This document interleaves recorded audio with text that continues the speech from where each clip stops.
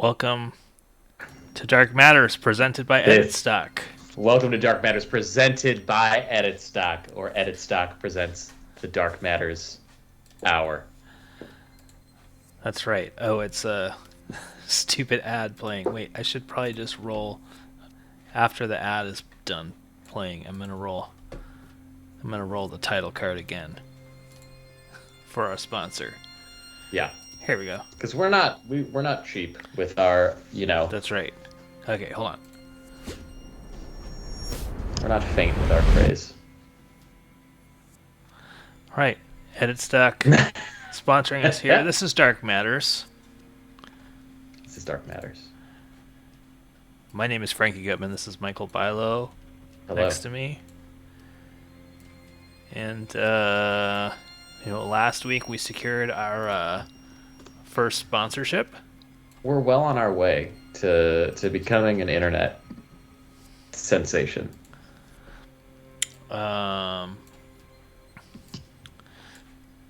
And this week we're going to make millions of dollars by writing a sitcom pilot Yeah, live on the air with your help. it's true. My and this is something I talked to I was talking to my parents today, and my mom just out of nowhere said, you should write a sitcom about all the funny things in your life. And maybe I'll wait a second to get into it, because she gave a great setup for a sitcom. Oh That I wow! don't, Okay, so that Sharon has a pitch. She's got a pitch. And I don't Whitworld necessarily. has put a slug line in the chat that I really like. Interior Mrs. Bilo's basements. Interior night.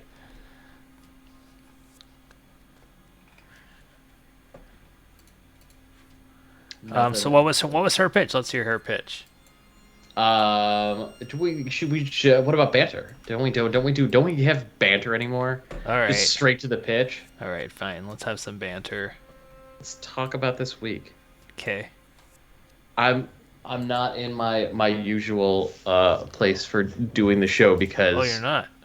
no, I'm in my wife's office, because normally she would be in bed watching the show, and she is, but she's actually in the bed. It's in my office, Why is that? because downstairs there is mold being removed from our house. Oh no. What Yeah. happened to this? How did you find out there was mold in your house? They said there was mold when we moved in a year ago, and we're like, it's a pandemic. We'll deal with it, when the pandemic is over. Yeah. And then it was a year later, and then we were like, well, we're just going to deal with it now. Yeah. What do they do to No, remove mold? What does that involve? I didn't know. They said they were going to set up a 4-foot containment, and I assumed that meant 4 feet high, but it Yeah. actually means 4 feet deep. So they took, I don't know what they've done. There's like a big, like, plastic Dexter sheet in our bedroom, 4 feet in from the wall, where I have literally no idea what's behind that sheet. Well, this could be a plot point for our sitcom. We gotta keep the best moments on sitcoms. Like on Seinfeld, all of those. Like the Soup Nazi, that's based on a real guy. Like Festivus, that's based on a real thing. You know what I mean? So maybe Yeah. maybe You our gotta- sitcom pilot will have some mold remediation. Oh God! You know what else sucks about mold remediation is that you get mold remediation, and they say it takes 2 days. They have to lower their. Should we do just a mold remediation sitcom? They say it takes 2 days. I They gotta think that's a lower great it for title, 2 days. mold remediation. We have a call. Dark Matters. This is Dark Matters. Oh, so I have a plot twist already Wow. God. Yes. for both this pilot potentially, but also regarding the discussion in the chat right now. Okay. Frankie, you might know what I'm talking about. There is alleged proof. But Michael, how long ago did you get married? I got married a year and 3 months ago, and then I had another a larger wedding Second about wedding. 2 months ago. Yeah. Okay, so let's say that I went ahead and added a person who may or may not have married you on Facebook. Like that the week of the wedding, and I just got this Dropbox link, which will show. Okay. Hunty has put that- a Dropbox link in the chat. Oh my. All Months right. later, I find out that she may exist. Wow. Wow. There you go. Who is that? Who is that handsome devil in that picture? Yeah. Oh, people are saying that this Wow, Facebook. there's a lot of doubt coming from the Horny Crew, coming from Wizworld.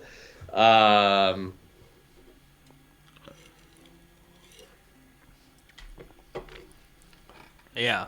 I'm just saying, Period. if it was a real wife, maybe she would have friended me back, when I was her friend at her wedding. It's true. Yeah.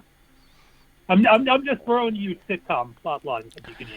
Yeah, no, that's good. We can incorporate that, and we're not gonna just. It's not just gonna be the two of us. This is our writers' room. We're in a writers' room right now. Yeah, this is the The writer's chat, room. This the is phone. Our, this is yeah. this is the writers' room. We're the showrunners, I guess, and you guys are all part of our writers' Yeah. room. And we're gonna write this. I guess we'll write we'll write an outline together. And if we sell this sitcom, we'll all share in the profits. Yeah. Which speaking of sitcom writers' rooms, I walked by Allison Jones' casting office today, not realizing it was it's right in my neighborhood. Oh yeah, Allison Jones was in season two of Barry, playing a casting director, but How she about is that? not the casting director for Barry. Interesting. So, yeah. Can I ask the first question? I think you always have to ask about a pilot before you start it. Sure. Yeah. What is the first Is this question? going to be in widescreen or tall screen? They don't. I think Let's we're say not going tall for screen. quick It'll be age. definitely in tall screen. You're gonna have to turn your TV 90 degrees for this to work. All right, I think I've pushed the show off the rails enough. I'll be back. All right, thanks, Hunty, for fulfilling your purpose. Well, this is Dark Matter, sponsored by Edit Stock, and that's right, editstock.com. Which is if you want to learn how to be a professional editor like me, there's no better place to start than at editstock.com, where you can get real footage from real professionally produced short films that you That's can practice cool. on and learn your skills and then show off your skills. That's editstock.com. Do I have some banter? What happened to me this week? I went to whatever work. Ew. We went to the beach today. Whoa, that's a trip. That's a trek. Yeah, well, we just go to Long Beach. It's down the 710. That could be a good title for a sitcom, Down the 710. Down the 710. Yeah. Or Long Beach Beach. We go to this beach called Mother's Beach. It's like a beach for little kids. That's not actually sense. against the ocean, so they can't drown. I wore the same shirt that I'm wearing right now. This is what I wore at the beach. I was What not is- sunbathing. Who is this? Who are these characters on your shirt? This I is can't really This tell. is from the podcast Double Threat. But they are drawn as Beavis and Beavis Butthead. and Butthead. So it's Tom Yeah. Sharpling and Julie Klausner, but drawn as Beavis and Butthead. I see.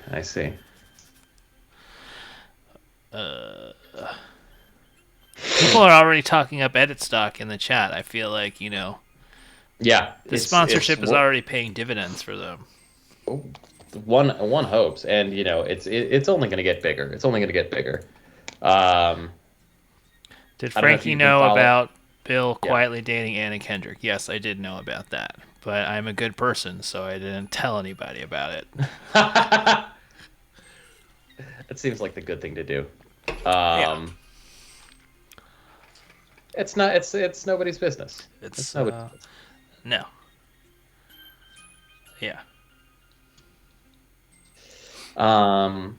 You know.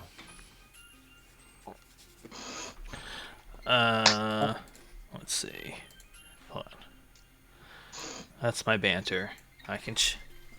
Here, I can show a beach pic. Here we go.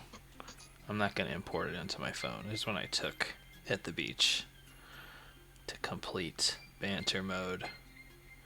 Thank you. Here's a fully clothed pic of me and Reggie at the beach today. Very exciting. Oh, look at him. Looks. I love him. What is it that I do here? It's a good question. Now that's a. Can we? Okay, I have one request for this pilot that we're about to write. Can one of the lines in like the first couple pages be what is it that you do here? Sure. Yeah. Okay. Hold on. I'm just gonna try to. I'm gonna bring up a little window here. We'll. Here we go. Oh yeah. Google Docs, untitled document, baby. Here it is. Okay. Pilot, Act 1, Scene 1. Well, no, I think we should outline it, right? That's how you do this, right? It I'm is. gonna try Yeah, to we write do a this tree- in giant font. Okay. There we go. Okay, I think go. the That's first reasonable. thing we need is a title. We need a title for our pilot. Well, I'll start with the situation. The situation that my mom came up with as being very funny, which is study abroad. Study abroad. Study abroad. Now, I didn't study abroad.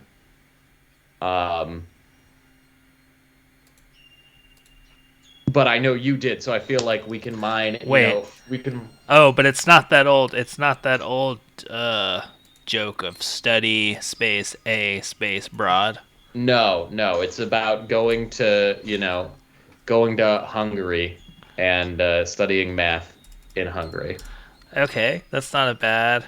Okay, so I'm gonna write title ideas. I'm not necessarily recommending setting this in Hungary, but that was the only place that I was allowed to study abroad as a math major. Or study abroad? Okay, oh, Hunty's got an idea. It could be studying abroad in space. And then he says hashtag Buzz Aldrin. Now, I did see I was watching football for about 15 minutes today. Ayo. And apparently there's a new sitcom on CBS, and it's just called Ghosts. And it's about a bunch of ghosts.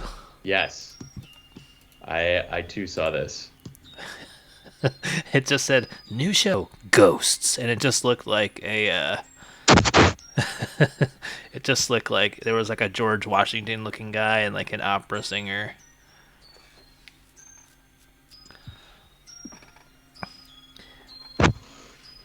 Stu Diabrod. There we go. Stu Diabrod. Stu Diabrod would be a great name of a character. Okay, well that's one idea. Okay, let's come up with like a few. Alright, maybe this font is slightly too large. Here we go.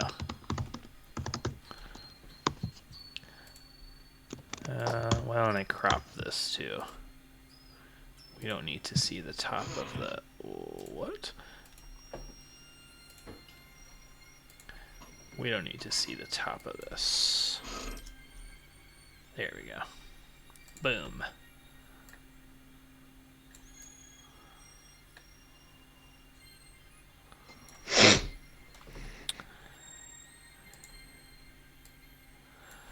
Wow. Yes, that's right. Our sponsor, Edit Stock, also entering your questions in the chat. If you have any.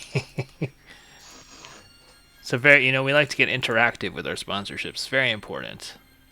Frankie, I requested Eddie Edit Access. Eddie Access? Fuck it. Eddie Access. There's our main character. Oh, Eddie Access. That's a great character name. Okay. Yeah. How does that impact But me? edit access to the document.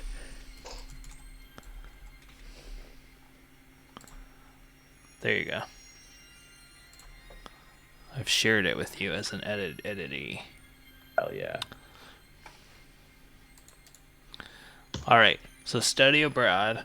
What about, can we come up with a one word title? Like ghosts? Like, let's just say something similar to ghosts.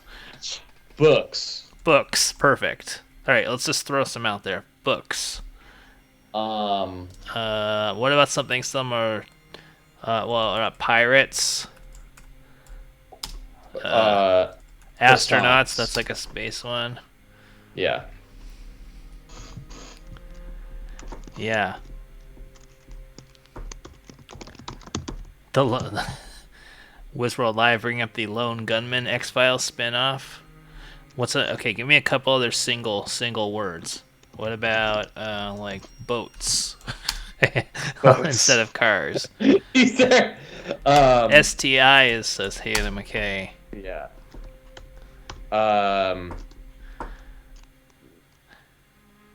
What about it? What if it's called Amigos instead of Friends? Or That's nice. Oh man, what if we did a Friends? okay. Rewrite? And what about some versions of like, you know, like there's like Frasier, Seinfeld, like a character name. So obviously one called Bilo and one called Hunty.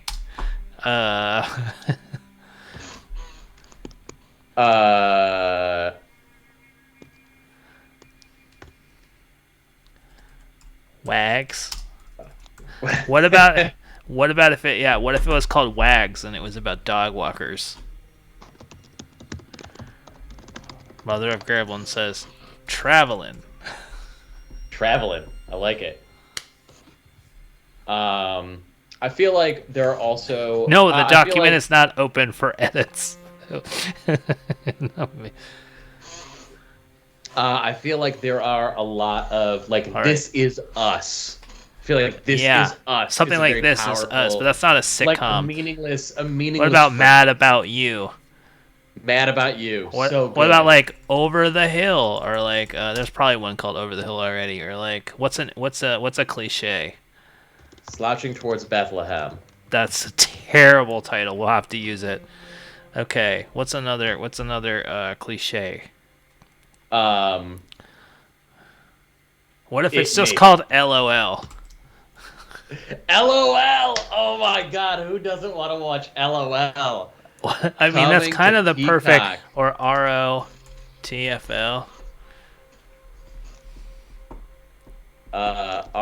ROI.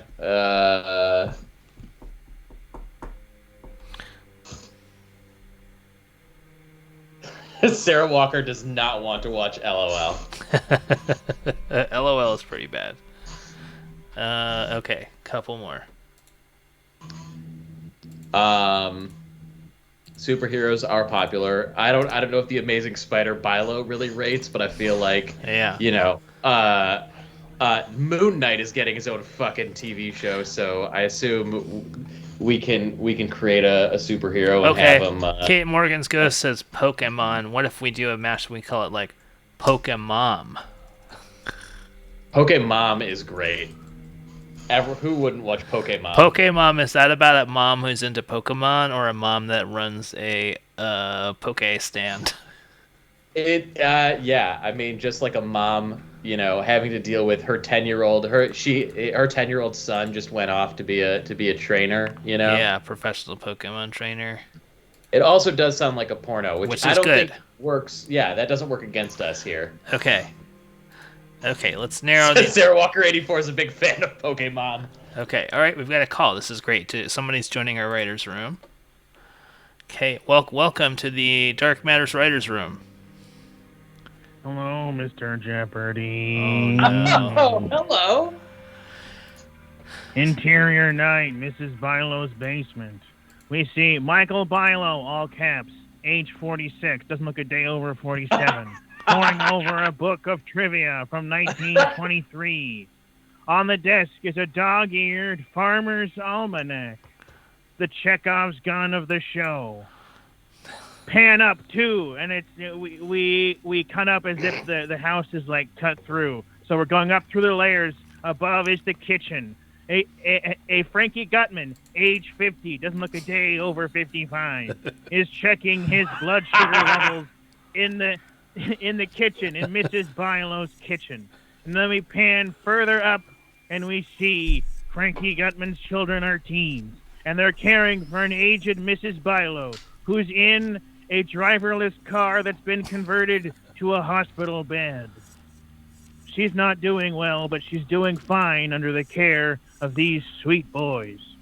And then we pan up one more level, and it's skeletons and ghouls and goblins and all kinds of gremlin folks dancing in the attic with the younger Mrs. Bilo, the actual wife, and the Mrs. Gutman is up there too. It's a party house. This is the Dark Matters party house. Fuck off, Brother Wags.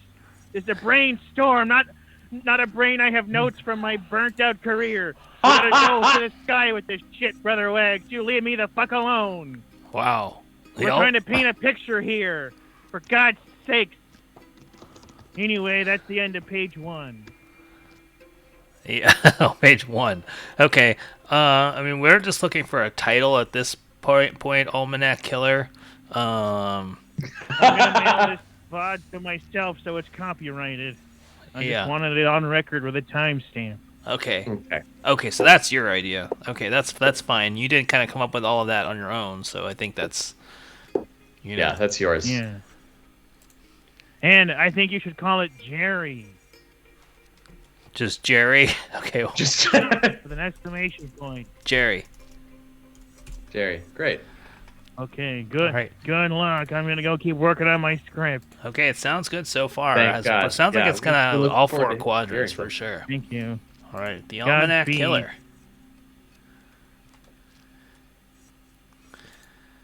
Mr. Peacock says Taint Paint 50% off is a good title. What is taint paint? I don't know. But in this scenario, it's 50% off. Stepsister. That sounds vaguely pornographic. Okay, let's narrow down some of these titles, Bilo. What are we feeling? We'll narrow it down to 3, and then we'll do a poll. We have to do your moms. Yeah.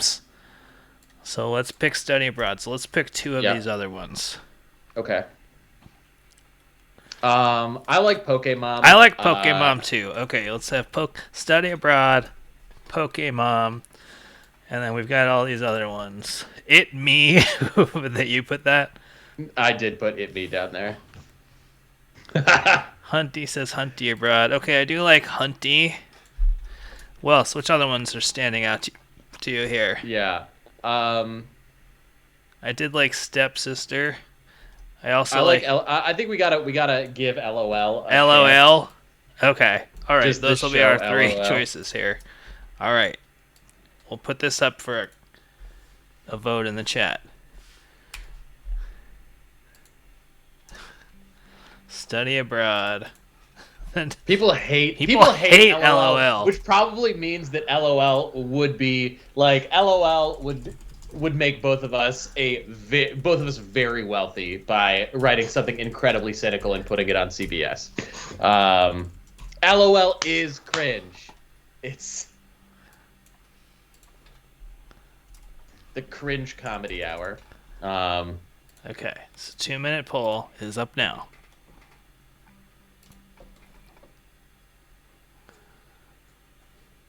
Chugi. Brother Wax says it's cute. His Chugi. Ice Cream Cone says it's a 10 out of 90. It's very divisive, but that could be a good thing. What is a 1090? I have no idea. Isn't that like a contractor's tax form or something? Pokemon is running away with it right now.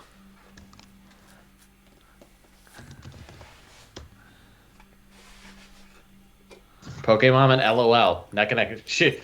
I did not. You can tell your mom that Study Abroad. I feel guilty. I will vote for Study. I will vote for Study Abroad just so you can tell your mom it didn't get 0 votes. I could spend 50,000 pack points to give it 1 vote, one additional vote, but I'm sitting on 76,000, and I think at 100,000. All right, guys. Well, Pokemon is in the lead right now. If you feel strongly the other way for Study Abroad or LOL, it's your time to ring in. And while the poll finishes, let's just give a little talk about editstock.com. Bilo, what? I've learned so much from EditStock. And, we wouldn't advertise on this show if we didn't believe in the product. And so listen, you've got the Bilo personal guarantee on anything that you get from EditStock. Use code. Yeah, promo code DARK. There's nothing happens if you do that. But Yeah. I just want But you, if you sign up for it, just do it anyway. We did, that we sent you there. So that's right. Okay, Pokemon. Perfect.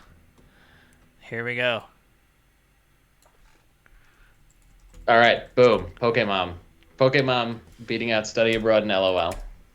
Okay, here we go. And that'll all be... Brother Wag says nobody's gonna buy Pokemon. Never say never. Okay, now we have a little bit of trouble here in that we do not have the rights to Pokemon. So I feel like this has to be... A Pokemon has to be like...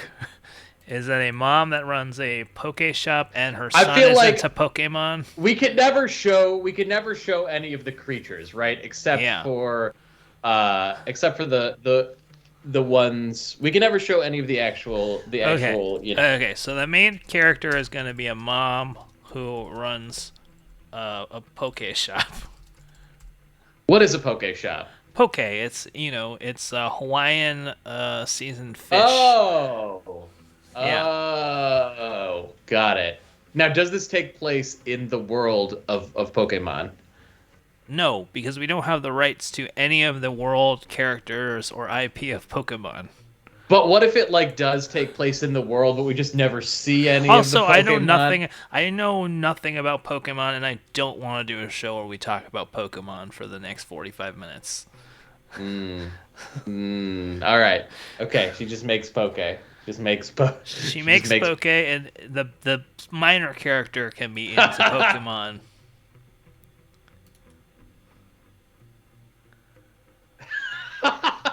I'm not going to look at a link from Oh my god! porncomics.com. Wow, that was a real porn comic. I clicked on that.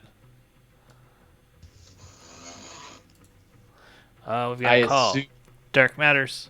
This is Dark Matters. Okay, so here is what I'm thinking. Okay. Welcome to the writers' room, by the way, Hunty. I'm going to make you. You are a co-executive producer. That's right. Oh hell yeah!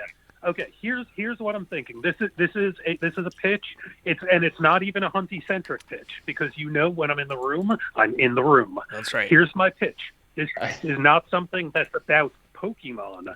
This is something that's about the creation of Pokemon. Oh. This is Halt and Catch Fire.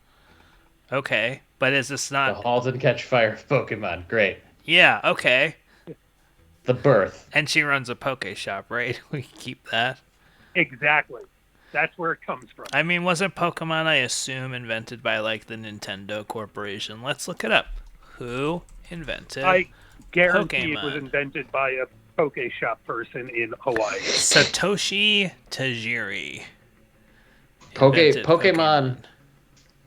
As we drift closer to the show that Frankie doesn't want, Pokemon is short for Pocket Monsters or Poketo Monster or something like that. We're not writing a show about Pokemon. It's not happening. It's not happening. As the co-showrunner, I am not writing a show about Pokemon. It's not about Pokemon. It's about the characters in a crazy time in the world where they're changing the future, and also they're incredibly funny. Yeah. Oh, got another call. And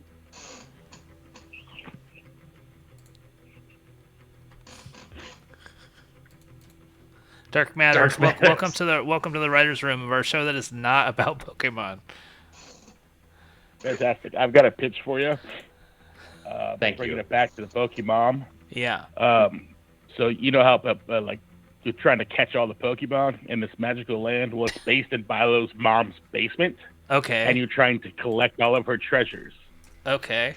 It could almost be like a game show, kind of like a Legends of the Hidden Temple. You know, you could have secret Bilo's moms hiding through different corners that jump out, and if you don't have any like garbage to give her for the collection, they take you out. Okay. All So right. you're almost pitching like what they did in the Suicide Squad, which was very funny, where the polka dot guy kept trying to kill his mom. I just think it should be in the basement. Yeah. I feel. Oh no, 100%. Okay. All right. Let's say that's a great suggestion. So let's make a thing that says location. Yeah. So our main location is going to be Bilo's mom's basement. So maybe the main character's name should be Sharon. Or the mom's name should be Ooh. Sharon after your mom. Ooh, she runs a poke shop. I love it. Well, yeah. They want to make the Alright. mom. Yeah. How? Yeah. So it should be your Is mom. she like a I'm young gonna- mom? Is she? Yeah. Or is she like a mom of adult children? I think it should be your mom but younger, right? My mom, but younger. Okay. Do you have a photo I of your do mom when also she was wanna say- younger? Probably not like available. What if if it's called Pokemon, don't we have the expectation that the mom is gonna be one of the main characters? So maybe she should be in her basement looking for stuff. Hold on. Pitch. Okay. Poke's mom. Okay. The main character is Urban- Poke, and it's his mom. Oh, I see. What if we go with the Urban Dictionary? Pokemon is a mom you want to poke. Okay, that's in So it's Urban got to be Dictionary. a hot Bilo's mom. Mm-hmm. By the way, it sure sounds like this is starting to become a 3-camera sitcom. Because if you got the basement, Yeah. you got the Poke shop. Yeah. I feel like it's very location. All right. Feels. I think feels. you're right. This is going to be a multicam. We're writing a multicam. Yeah. All right. I'm going to let you guys go for now so that we can open up more Perfect. diverse slots in the writer's room. That's right. It's all been all white men so far. That's right. And the Almanac Killer. But I who think we've got some good sounds pretty stuff white. here. Okay, so it's Pokemon, right? It's a 3-camera, or it doesn't have to be 3 cameras. We'll just say it's a multi-camera Multi-camera. sitcom. Takes Or as the place horny in crew would say, a in multi-cam. a basement.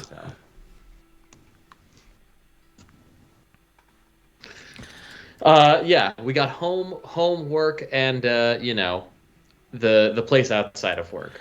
The main character is Sharon. Mm-hmm.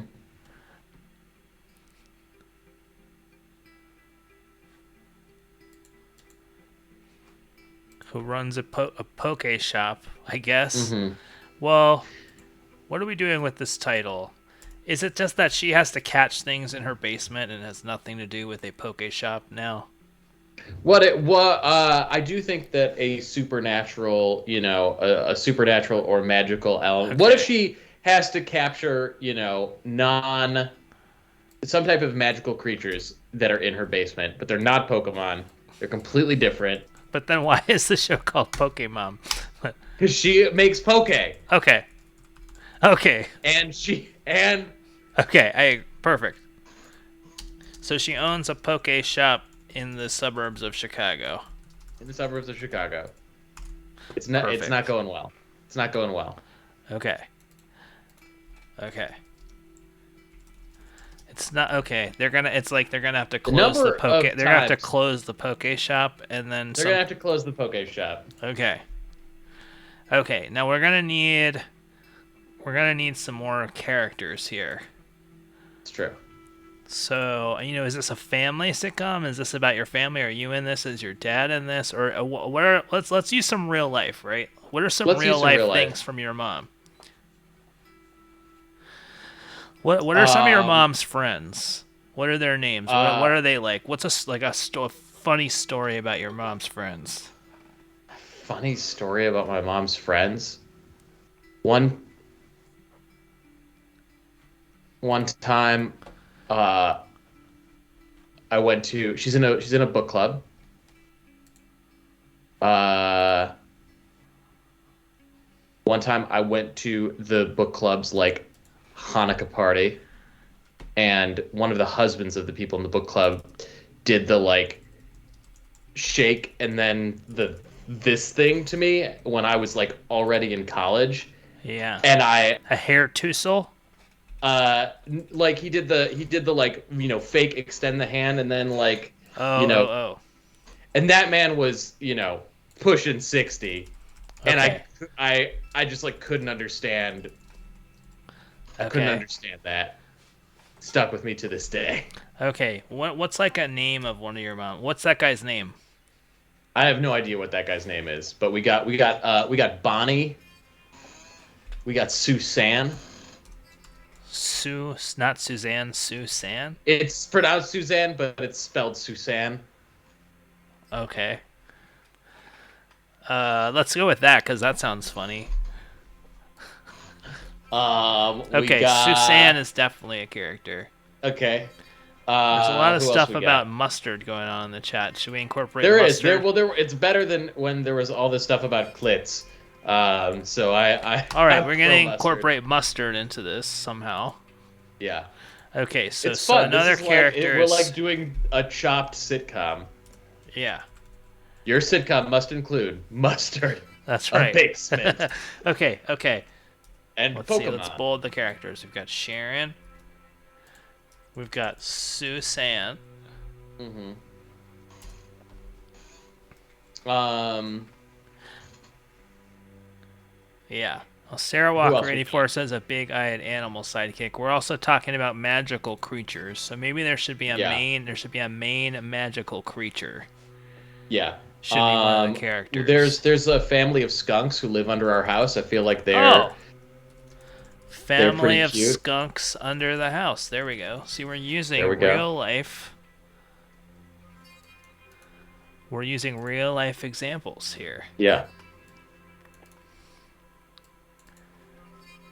They're really cute. Yeah, we've got Oh, all of so this cute. negative feedback we're getting from the writer of Doggy Fizzle Televizzle over here. All right.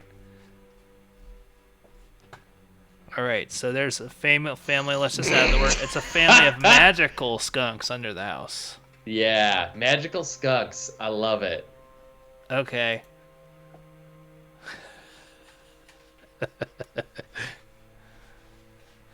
Yeah, be careful, Brother Wags. I'm gonna Joss Whedon you, and we'll read one of your scripts Oh, out God. loud in the writers' room, beat by beat. And just to say how terrible it is. Yeah. That was Yeah. ugh. I really could not get through much of the New York Magazine article It was on not him. a It's like, well-written article, but then the stuff he fuck? said, he just kept like hanging himself. Yeah. But nobody, like, it wasn't even like he was being asked. Like he wasn't even being pressed, and then he just kept hanging himself on his own rope. Anyway. Yeah.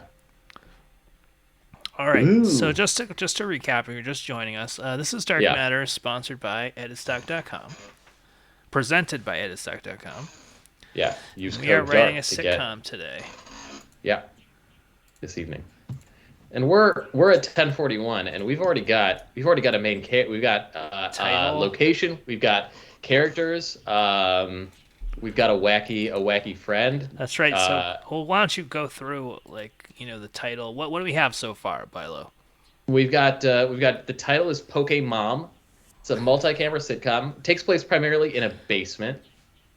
And the main character we got a main character named Sharon who owns a poke shop in the suburbs of Chicago. It's not going well, and she's got a best friend called Susan, and there's a family of magical skunks who lives under the house.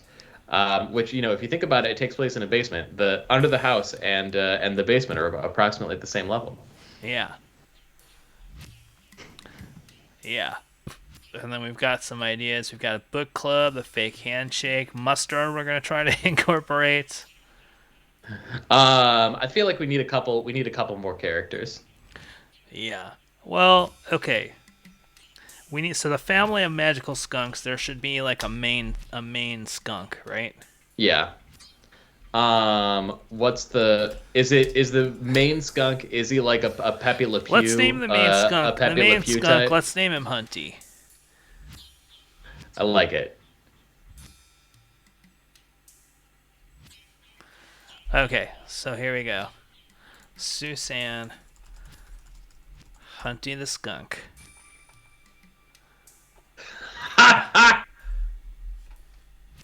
Okay, Hunty the skunk and his son Shiloh.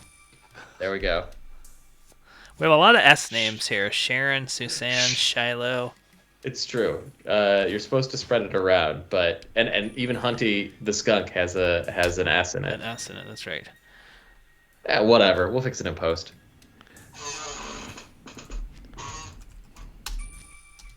They live under the house. Okay. Yep. What's Suzanne's character trait? What's she like in real life? Let's just use a real life detail. Let's not invent, as they say at the UCB theater. Yeah, let's just draw from real life. She speaks fluent Spanish. Horny is a good I see horny. I Okay, think perfect. Let's could make mash this Suzanne up. horny. Okay. I don't see anything wrong with So that. she's a white lady who always speaks Spanish, always peppering in Spanish, and super horny. There you go. Yeah, like a There we go. Blanche character. There you go.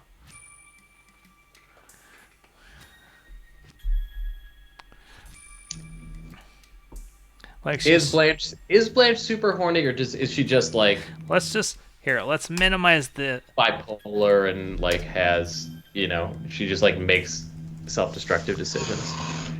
okay. I don't know. It's a good question for another show.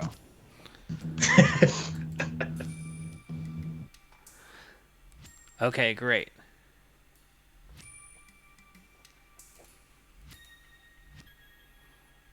Okay, so we've got some main characters. Sharon.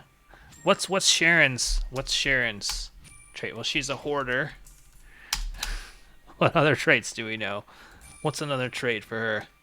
She's always pitching sitcom ideas Okay, that's great.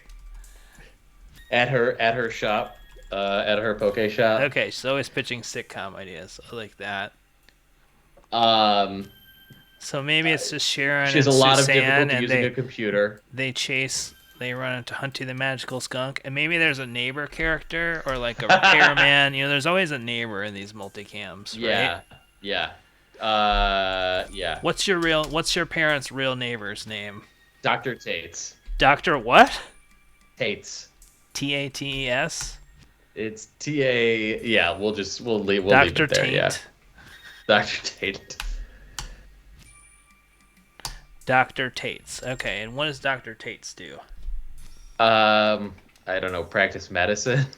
Okay, what kind of medicine? What's something? What does he do? I'll tell you what he does. He doesn't respect the property line. I'll tell you that much. Okay, there you go. Maybe the magical creatures are digging onto his property. Maybe Dr. Tates is just trying to expand his empire. Okay, well, Jay Fleischman says Tate's Fleischman. Tate's Fleischman. I like it. Let's take it. Doesn't respect the property line. We'll make it. It's Dr. Tate's a male or female? You're Dr. Tate's. The Dr. Tate's, our Dr. Tate's is a male. Okay, it might be nice to have a guy for Suzanne to play off of.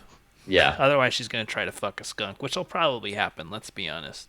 All right, I think that's good for characters.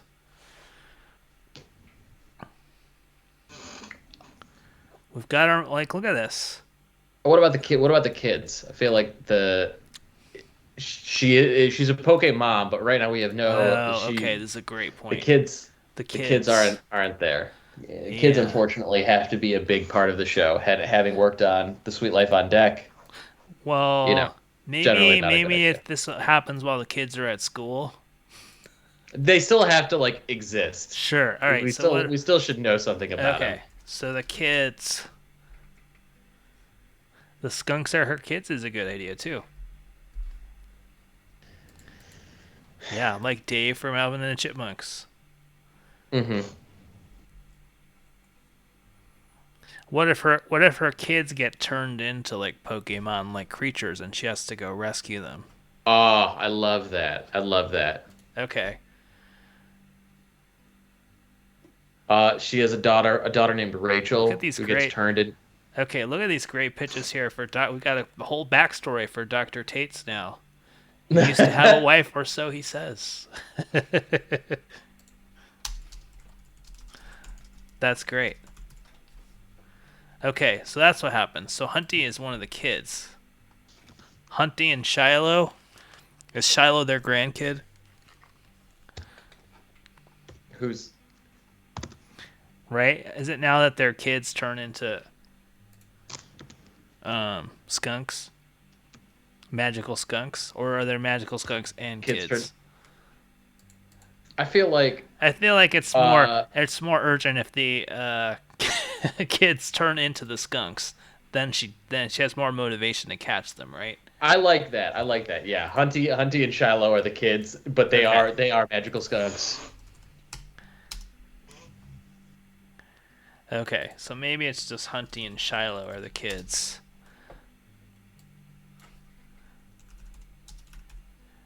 They turn into magical skunks. I mean, look at this. This is great. We couldn't have written this alone No, without the chat. no. Look at this amazing show. Pokemon. Okay, I have to poop. You have to poop. Do you want to go potty? No. It would be fun to go potty in like a kid. Like you're talking about like one of the ones that you just I guess sort of set that's- I anywhere guess and that's just just what a pray that bedpan- your kid uses. Yeah, that's like a bedpan, isn't it?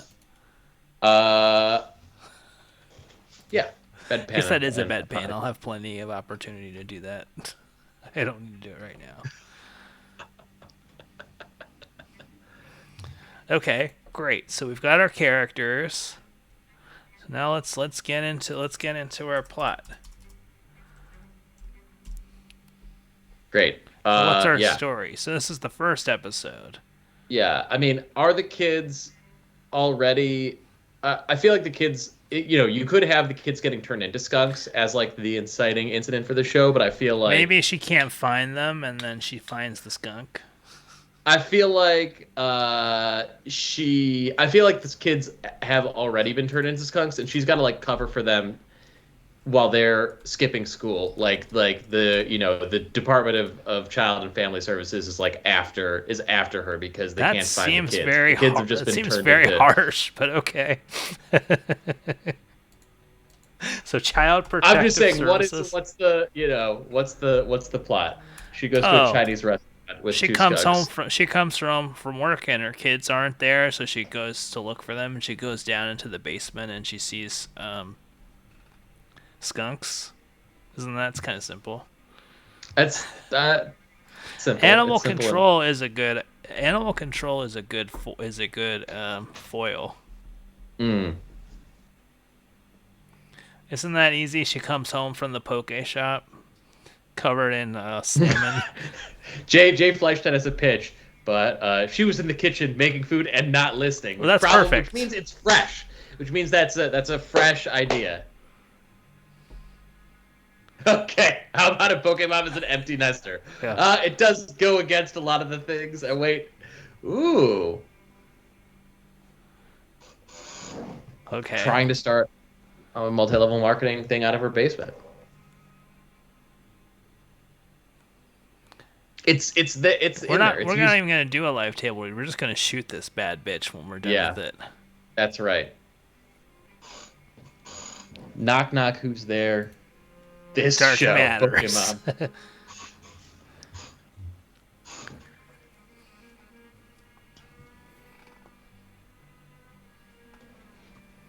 Okay, and look at this collaboration going on in the chat here. Okay, skunk oil. Okay, she MLMs a skunk oil that turns her kids into skunks. I like that. her poke business isn't going well, so she has to MLM skunk oil. Skunk oil.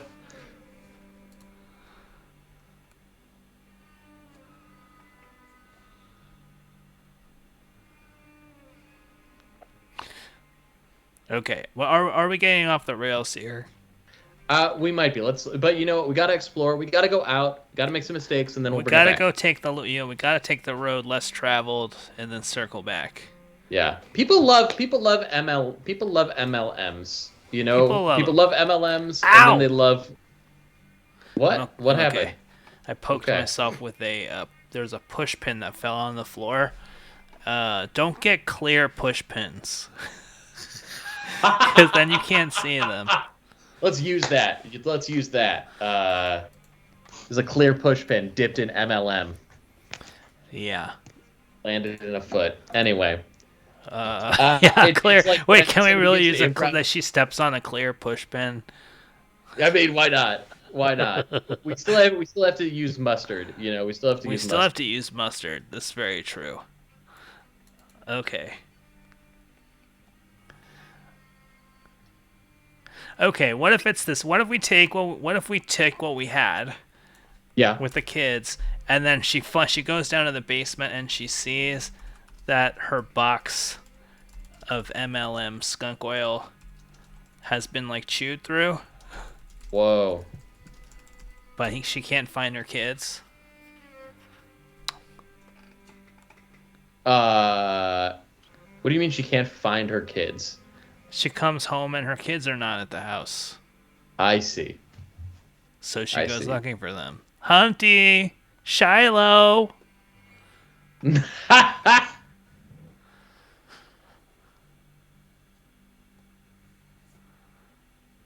All right, hold on. Let's do this. This will be easy. Let's just do some multicam. Yeah. We got Locations. the So we have the basement, right? Yep. The poke shop, Yep. right? Easy. The central perk of the show. That's the poke shop. Let's just come with two more. Maybe whatever the magical land is that she follows them to. Okay. And then, what about Dr. Tate's house or something? Or maybe just copy Home Improvement and just have the fence.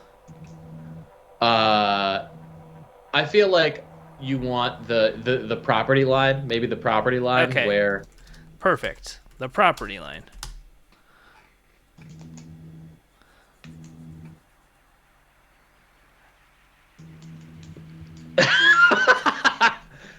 Brother Wags is happier with the porno comic than he is with us. Well, which is you know what? Because you know what? Brother Wax didn't see that porno comic book being made. You know, they Yeah. probably had a whole room of people working together. Yeah. You know, we've only worked on this for 55 minutes, and 10 minutes of That's that was right. banter. So that porno comic book probably took, weeks Yeah. to conceive. This is just, we're just seeing, we're seeing, it's like saying a house looks like shit based off the blueprint. You know what I mean? Yeah. Okay. Some houses look really cool in the All right, blueprints, there's though. our location, so that'll ground us, right? Yeah. Ow. Okay. My foot hurts. What's the inciting incident is that the kids are turned into skunks. Or are they already skunks? I feel like the kids should already be skunks. Yeah. Like it's just because otherwise, I think it's just a big bomb to drop where we really just want to Yeah. get to know these skunks. It would be and interesting. these- It is more interesting people. if she's at the poke shop. That's right, Brother Wags. Were you not paying attention? She's at the Sarah poke Walker shop. 84 says it's explained in the cartoon intro, much like how if you watch an episode of The Nanny, there is a cartoon intro Oh, which perfect. describes Yeah, cartoon How- intro. Yes. Okay, just like the nanny. she was. So we'll working have at to the- write that. It'll just be like a few song Fletching lyrics. Canes. Yeah. Sharon was a woman who who had a poke shop. Yeah. Okay, perfect. Then that'll do all the work for us. But we have to have a cold open. Okay, so We do. we have to have a cold open. And I like that the kids are already skunks.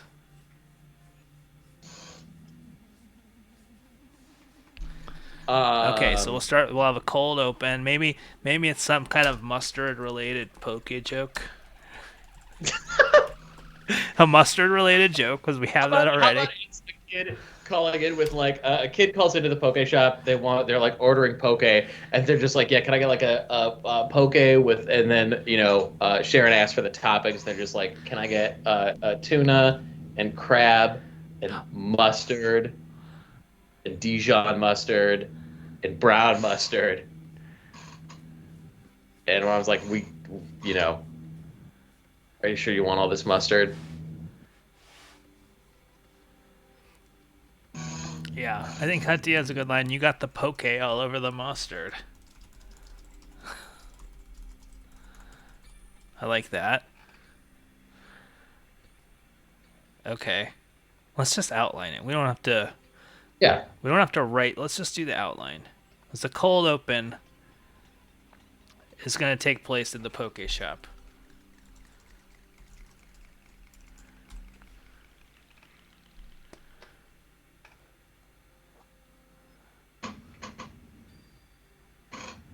And maybe here is where we can establish that business isn't going well. Yeah. Well, you look inside the poke shop and there's like, like first of all, maybe the poke shop used to be a Subway. Yeah. Oh, okay.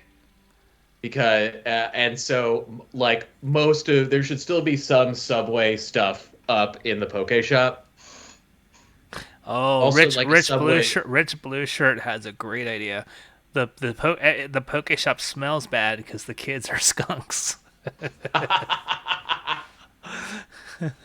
So people go in there, they don't want to stay because it smells terrible. Yeah. That might be too actually funny for this script. Maybe people think that it smells like mustard, but it's just the skunk children.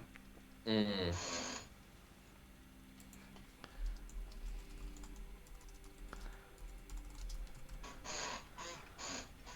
Oh, Sarah Walker 84 saying the health inspector.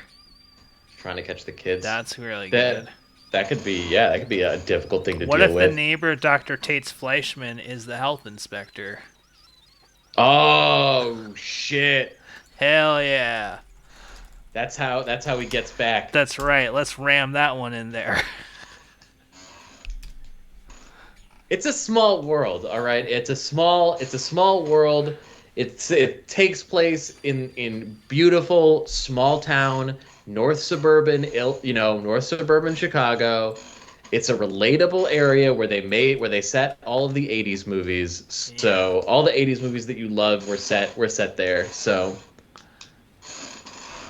Yeah. Okay. Do we need more than this for the cold open?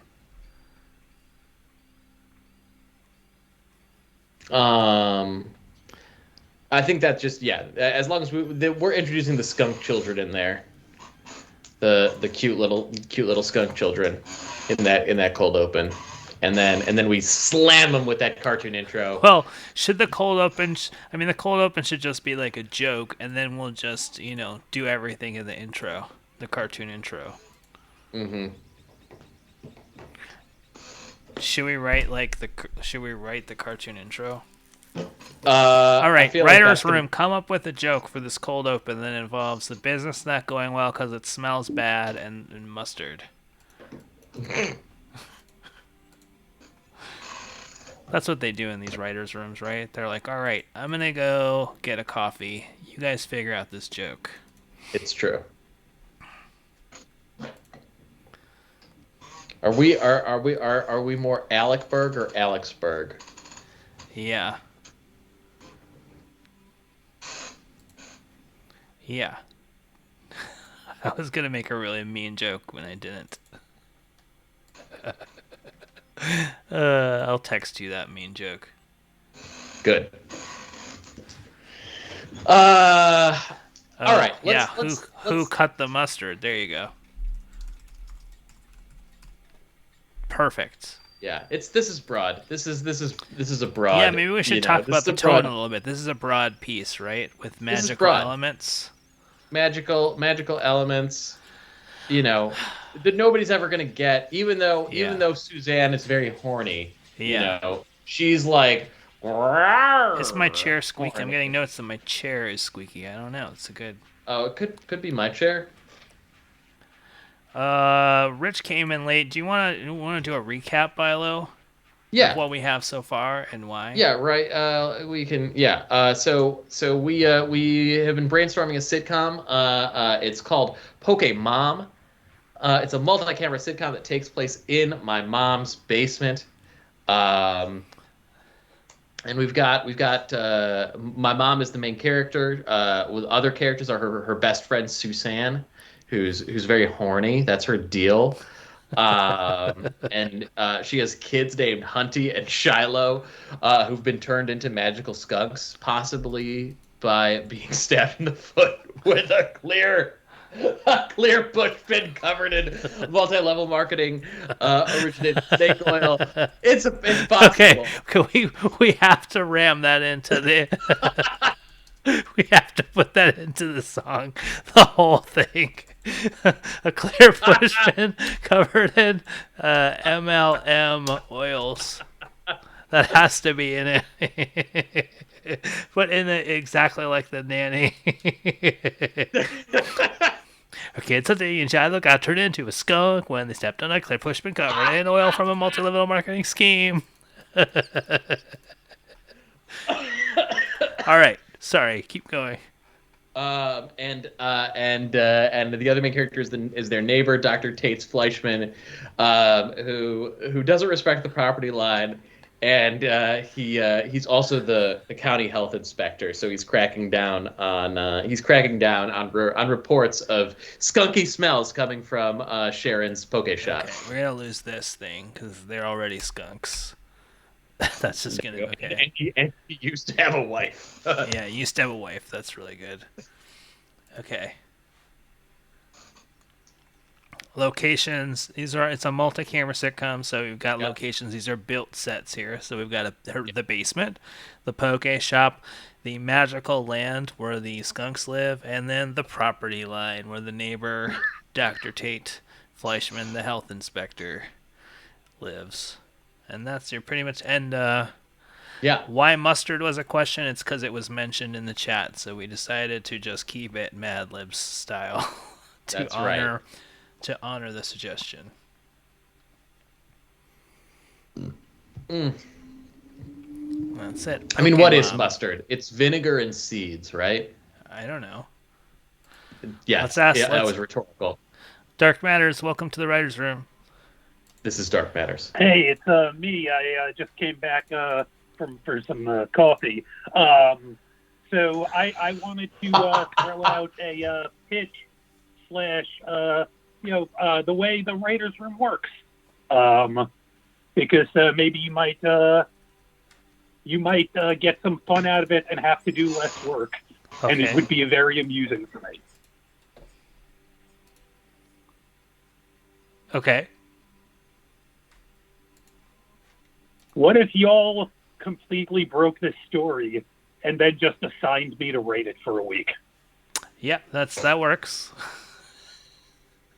Yeah, and then I come in a week or 2 weeks with, because I'm just a writer on staff.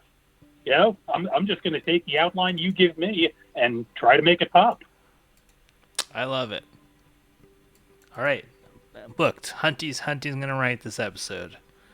We're being very generous, letting you have the pilot episode. Yes. Usually the showrunners would write the pilot episode, but you know what? We're doing things differently. We're breaking the paradigm. Yeah. All right, there's our writer. Okay, Rich with a great idea in the chat. Rich Blue Shirt saying that Dr. Tate's Fleischman is the only D. She's not. He's in love with her. She's not interested, and yet she asks the kids who come into the poke shop if they're 18 years old.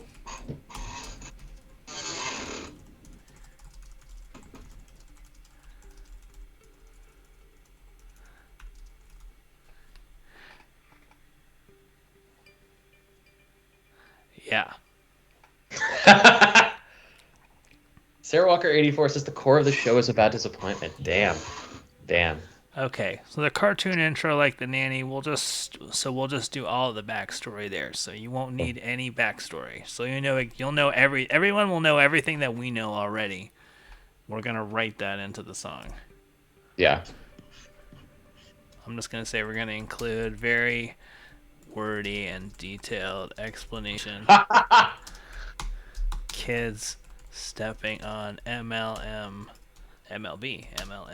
pushpin. Okay. Rich Blue Shirt, another very funny Let's roll suggestion of that the pilot is also a Christmas show. Yeah. Yeah. Oh, Charles Shaughnessy. I'm not aware of who that is, but I'll take. Let's do it. Let's just say. Hey, let's look up who Charles Shaughnessy is. Okay. Let's just put that. Let's put that for the neighbor. Let's just say a Charles Shaughnessy type.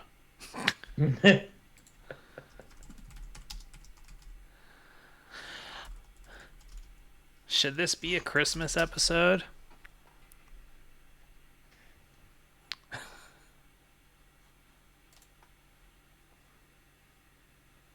I mean,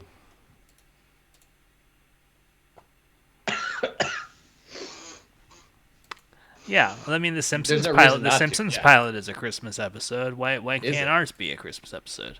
well, because the Simpsons did it, so it's hack. That was like 49 years ago. It's true. All right, so it's also Christmas.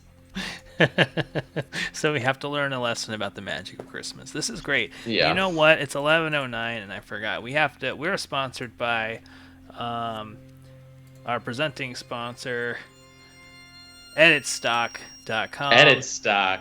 And it's time to take we'll start doing the plot of the episode after this message from our sponsor.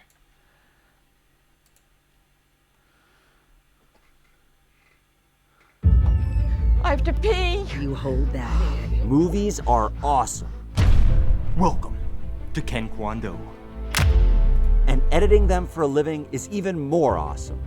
But you already knew that, because being a film editor is your dream. It is now my honor to present this year's nominees for achievement in film editing. But how will you convince a director to let you edit their multi-million-dollar project without showing them examples of your work first? Books! What you need to Maybe we prove can is take that some you can cut inspiration from movies this like trailer, these. Take one, A mark.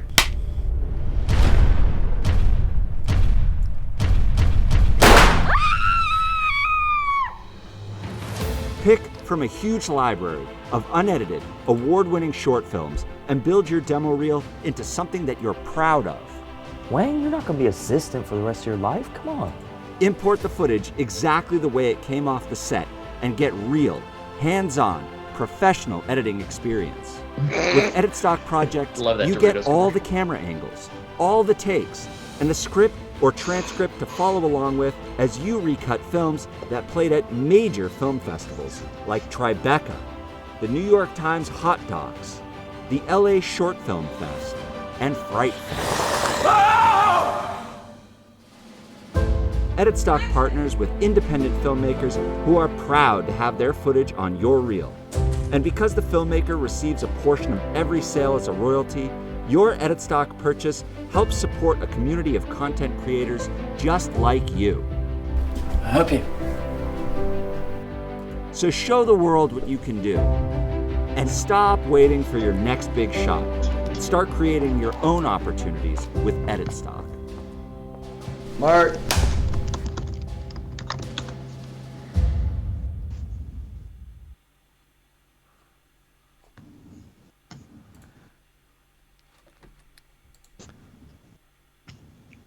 Yeah, Bilo, you were laughing during the ad break. That was awesome. I was laughing at the parts of the ads that were the parts of the movies that were funny. Like, yeah. I mean, normally you should be quiet while the ad for your sponsor is playing. Yeah, but You notice how I didn't say anything? How are we going to Fair. attract? How are we going to use this to build on our sponsorships? We need to build up our network of potential sponsors and show them what great things that Dark Matters can do for their brand. that's true. Now I can't show that clip of the show. We can't put that in We'll our just media we'll, pack. we'll run it again. Well, didn't we agree to a month of that? Yeah, we're Next doing time this I'll for a month. shut We're up. gonna run it. We're gonna run this for the next 3 shows. I'm just saying. Next time I'll Editstock.com. That's actually really cool. I could have That's used real. I could have used that when I got started in editing because it is true. You end up editing some guy you went to colleges with short film and he has no idea what he's doing and it looks like shit and your thing looks It's like true. shit and it's not applicable. You know, it's kind of like writing a sitcom on Twitch. It'd be much better if you had professional writers. Yeah, you don't have I that. mean, we have one professional writer in the chat Yeah. who is not, as far as I know, not submitted any suggestions. Mostly has just been hazing us the entire time. It's true. The one professional writer that we have, we literally have a professional just wrote the person who edits the sitcom will blow their brains out. comedy of someone who has been paid to write comedy shows.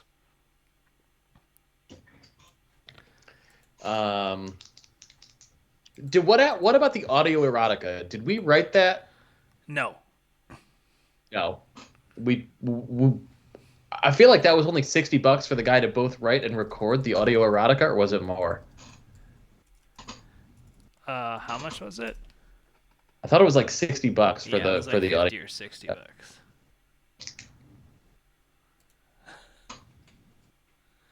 Yeah, I mean, look, there's a lot of people with great experience in the chat. Hunty, wrote a whole saga about a jar of urine, Half urine. half urine, you know. And he's had a movie in Hey, movie in Hunty is he with went a to Spanish AFI for screenwriting, so Yeah, that's right. The- The Horny Crew is writing a screen. We have a lot of people with writing experience in the chat here, so yeah. this is a great room. This is a fantastic room. And all right. Jay Fleisch 10 reads scripts for a living. There you go. That's how you know. Yeah, Rich Blue Shirt writes suicide notes, and I'll tell you, some of these, you should see the They're families of these dead people. Funny. They're just they like laugh. They're crying, but they're crying because they're laughing so hard. and it's the laughter because the jokes are so true. You know what I mean? Yeah. Yeah. All right.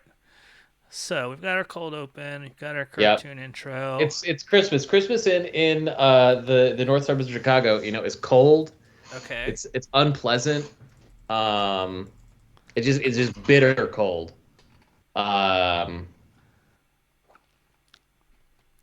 Cold so, and pleasant. That's a great setting for a sitcom. Yeah. Okay. Feel like the first let's beat out the pilot. Let's beat out the pilot. A story is it's Dr. Tate's trying to shut down the poke shop, which we haven't named yet. The poke shop needs a Oh, name. that's a great. Yeah, let's put that. Let's throw that out in the chat. The name of the poke shop. But let's keep moving forward because we want. But if you can come with a great name for the poke shop, we'll take that. Mm-hmm.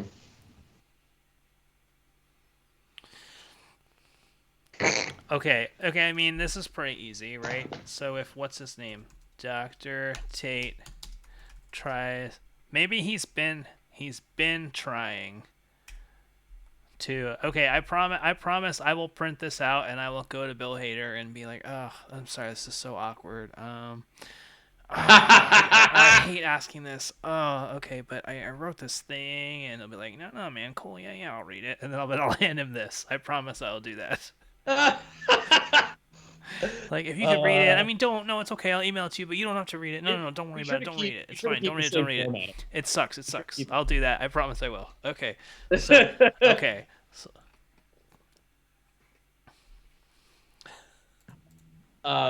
yeah, we need. So the A story's got to be Dr. Tate's, and Dr. Tate is finally going to shut down Yeah. The Poke Shop. And then Susan, they right, don't they enlist Susan? To seduce him. Yeah. To seduce him. Um. But the problem is that doesn't really involve. No, we just Look. These are all F stories, but okay. So what is?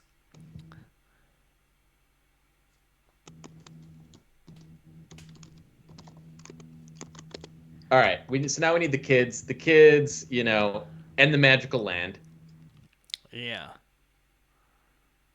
I mean, what if they? I mean, what if they take him? What if they take him to the magical land? It feels a little small. I think we may need some more characters here. Yeah. Well, let's find them from the story, maybe. So the big story's got to take place somewhere between the Okay. Earth and the magical land, right? Okay. Maybe they make a friend in the magical land. Maybe they what? Maybe one of them gets captured in a ball, for example, in the magical land, and Okay. has to be.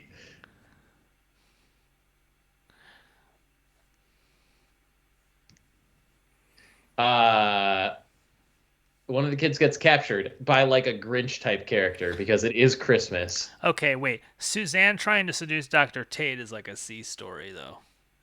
Yeah. I agree. Okay.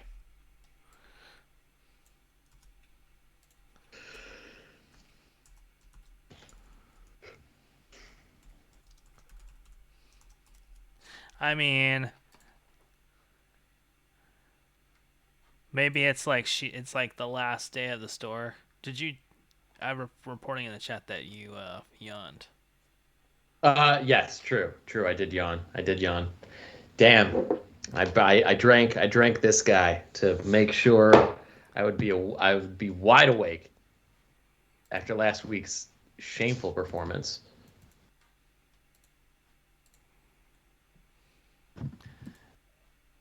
Yeah. Maybe it's as simple as Dr. Tate goes to the shop and it smells bad and he follows the smell and then he goes into the magical world. I feel like They have to rescue. Sharon hasn't been to the magical world yet. I feel like Dr. Tate is not going to the magical world until season season does the finale. magical world already? Do we have to? Remember, we're doing this nanny type intro where we're just explaining everything, so everything already exists. Because like on another show, obviously, like you would either see it happen or you would watch her walk into it, right? Sure. Okay. Maybe the magical world she has to. It's like. Can the Poke Shop be next door to their house? So that the magical world goes between their house. And maybe there's a magical tunnel that goes from her house to the Poke Shop. To the basement? Yeah. Sure. So when she's in the Poke Shop, there's like a magical door, like the door in Being John Malkovich, that she has to hide. Right? Does that make sense? Maybe if you repeat it to me, I will understand, but I did not process that at all. So there's the magical, like, so it smells in the shop because the skunks are there, but you obviously can't have skunks in a Poke Shop. Sure. So she has to hide them from during the day. They can't be out and about because if they know that she has magical skunks living with her, right? Yeah. So she hides them in this door, and it's like a comedic thing where Dr. Tate keeps getting closer to the door and she won't open the door, kind of thing. Oh, I see what you're saying. So then he leaves and she opens the door and she goes to the she goes into the magical skunk world, right? Yeah. And that's how we see her go into the magical skunk world. And then the kids have whatever their own drama is in the magical skunk world. I think in the magical skunk world, there's like the reverse Pepe Le Pew, where there's a very horny cat. Okay, keeps trying that's to just paint. Pepe Le Pew and changing the animals, though. That's not a reverse. It is I wouldn't cha- call it that a is. reverse Le Pew. Maybe Pepe Le Pew. Pepe Le Pew is public domain, right? We can have Pepe Le Pew in our in. I mean, we might not be able to have any Pokemon in there, but we can at least have fucking Pepe Le Pew. Yeah, because they have disowned Pepe Le Pew, I assume, right? So he's free. He's free for I the mean, taking, Pepe right? Le Pew. Pepe Le Pew. Yeah. Yeah, a reverse He- Pepe Le he's- Pew he's- would be a skunk who's non-rapey and was just like asking for consent. That would be reverse Pepe Le Pew. That. I Pepe feel Le like. Pew was my grandmother's favorite cartoon character. What does that say about my grandma? Oh man. He's funny. He's a funny guy. What's up with people that get stickers or tattoos of Betty Boop? You ever She's meet, like, women who are obsessed with Betty Boop?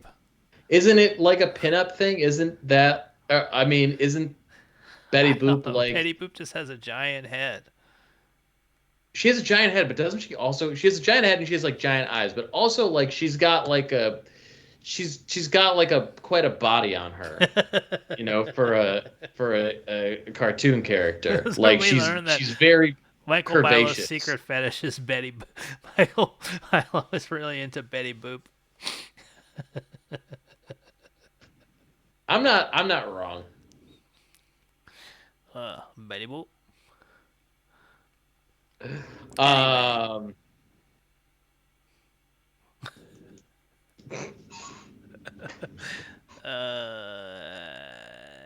Okay.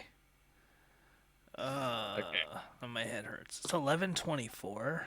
Yeah. Man, being a TV showrunner is easy and fun. Okay. Now let's go get Charisma Carpenter in here and start berating her for being pregnant. If you're pregnant, give us a call. 818-650. 650-3275. That's 818-650 dark.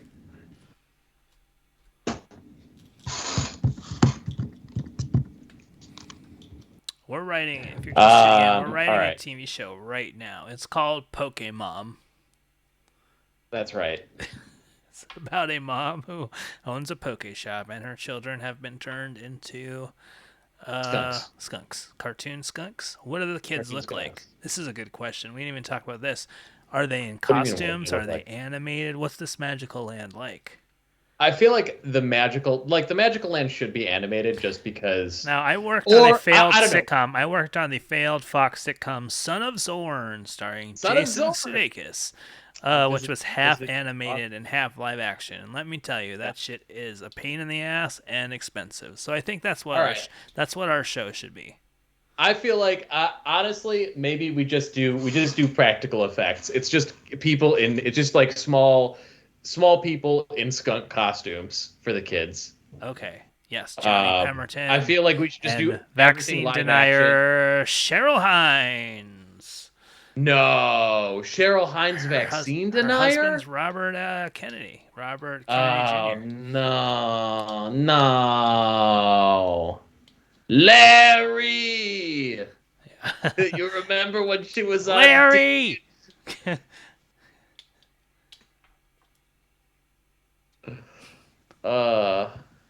That's Larry! not that. Your 5G is interfering with my phone again.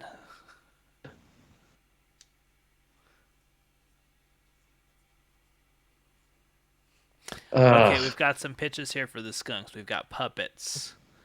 We've got real skunks with human Puppets. voices. Like, look who's talking.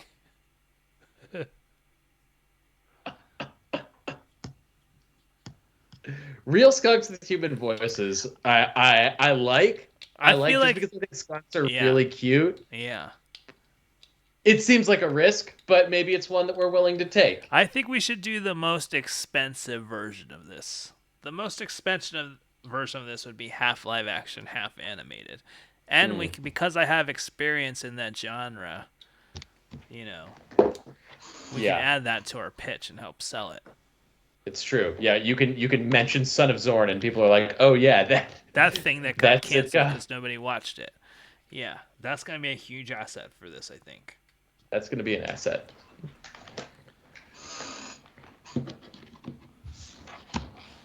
Yeah. Oh yeah. CGI would be even more expensive. So there. Yes, that's not gonna be CGI. CGI. CGI Great. skunks, and we have to have the phrase CGI skunks in the nanny thing. Maybe her enemy restaurant. Maybe there's an enemy restaurant called CGI Fridays. Okay, that's a funny sketch idea. I think that's in there. That's gotta have gone up at the Pack Theater already before, right? That's in there. CGI Fridays, where it's CGI just a bunch Fridays. of people in green screen suits. Yeah, let's get circus attached to this. Okay. The kids. Okay, so what's going on in our magical land? We've got it's Christmas. We know there's Christmas stuff happening. Okay, great. Yeah. So Should we just copy the pilot of The Simpsons? Should they just should they just should they just rescue a racetrack dog? I mean, isn't Hamlet a copy of somebody else's play? It's the same plot. Yeah. Yeah.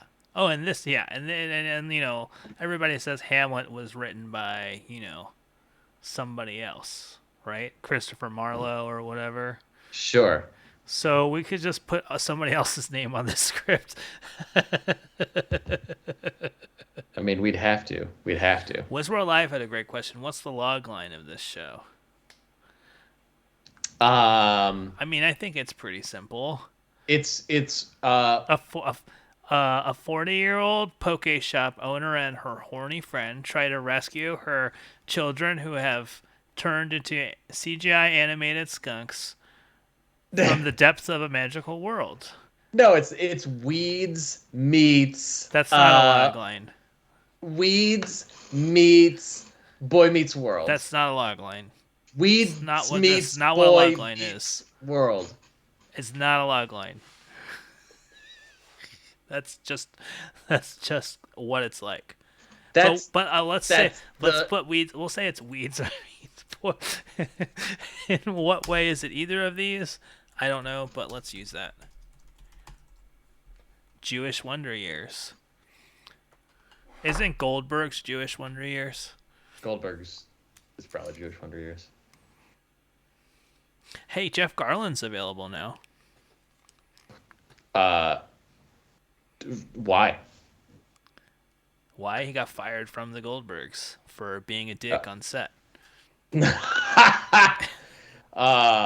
We only hire dicks on this show. You need to have iron sharpens iron. That's right. We need that energy.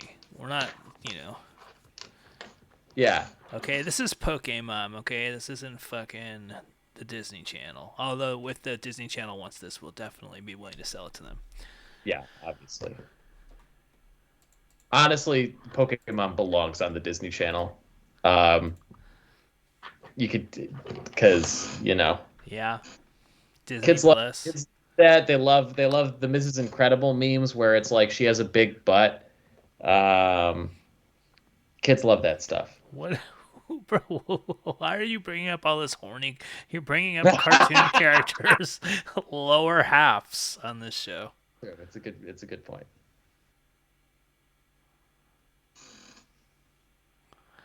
Okay. All right. Okay. We've got our C story. We've got the least important element of this plot There we go. down. Okay, kids in the magical land.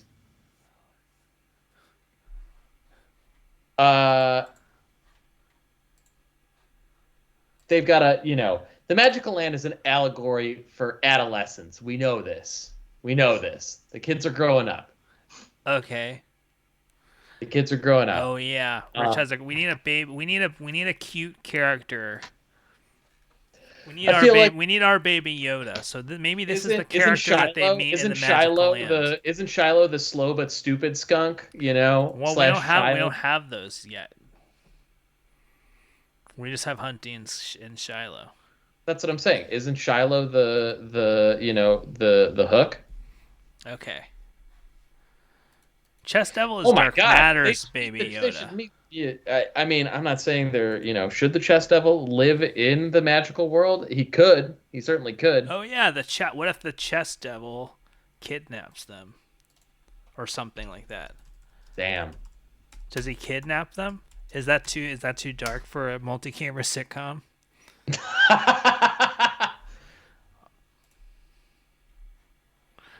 We've got a call. Dark Matters, welcome to the writers' room. Welcome to the writers' room. This is Dark Matters. Hello, my name is Shavulika Braga. I'm from Hungary. I am TV executive. I hear there is show being written. Hi. Yeah. Thanks for tuning in. I would like to buy before it's finished if pitch is good. So could you pitch show to me? Wow, we did email a bunch of TV executives across the globe. Luminaries. Based on an old email list that I had from the early 2000s, and nobody responded to our Yes, email. I get forward from friend who work at CAA front desk. Oh, awesome. Oh my god, it worked. I told you that connection would pay off. Okay. I'm shocked. Okay, how are we going to do this, Bilo? You want to tag team it? You want to go back and forth? Okay. Yeah, I mean, why don't you start off? Yeah, okay, so the show is Weeds meets Boy Meets World. Okay, that's what the show. Yeah. So now do a real pitch. Okay. You warm up. Now do a real pitch. Okay. Being a single mom is tough. And it even gets tougher when your kids are turned into skunks. Okay. Yeah. And I know, there's a lot of heart in a single mom trying to make a better world for her kids by running a poke shop. So that's right. where and the we title is great. The title is Pokemom.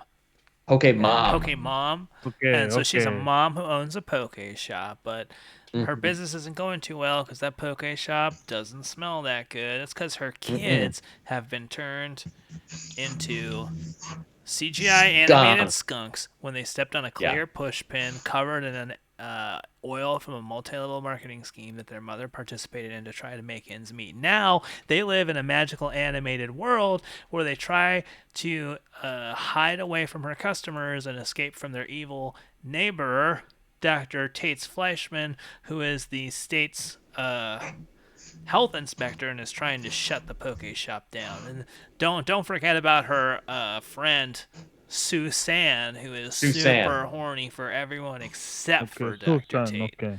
Yeah. Okay, so and we were thinking of a Charles Shaughnessy type for Dr. Tate.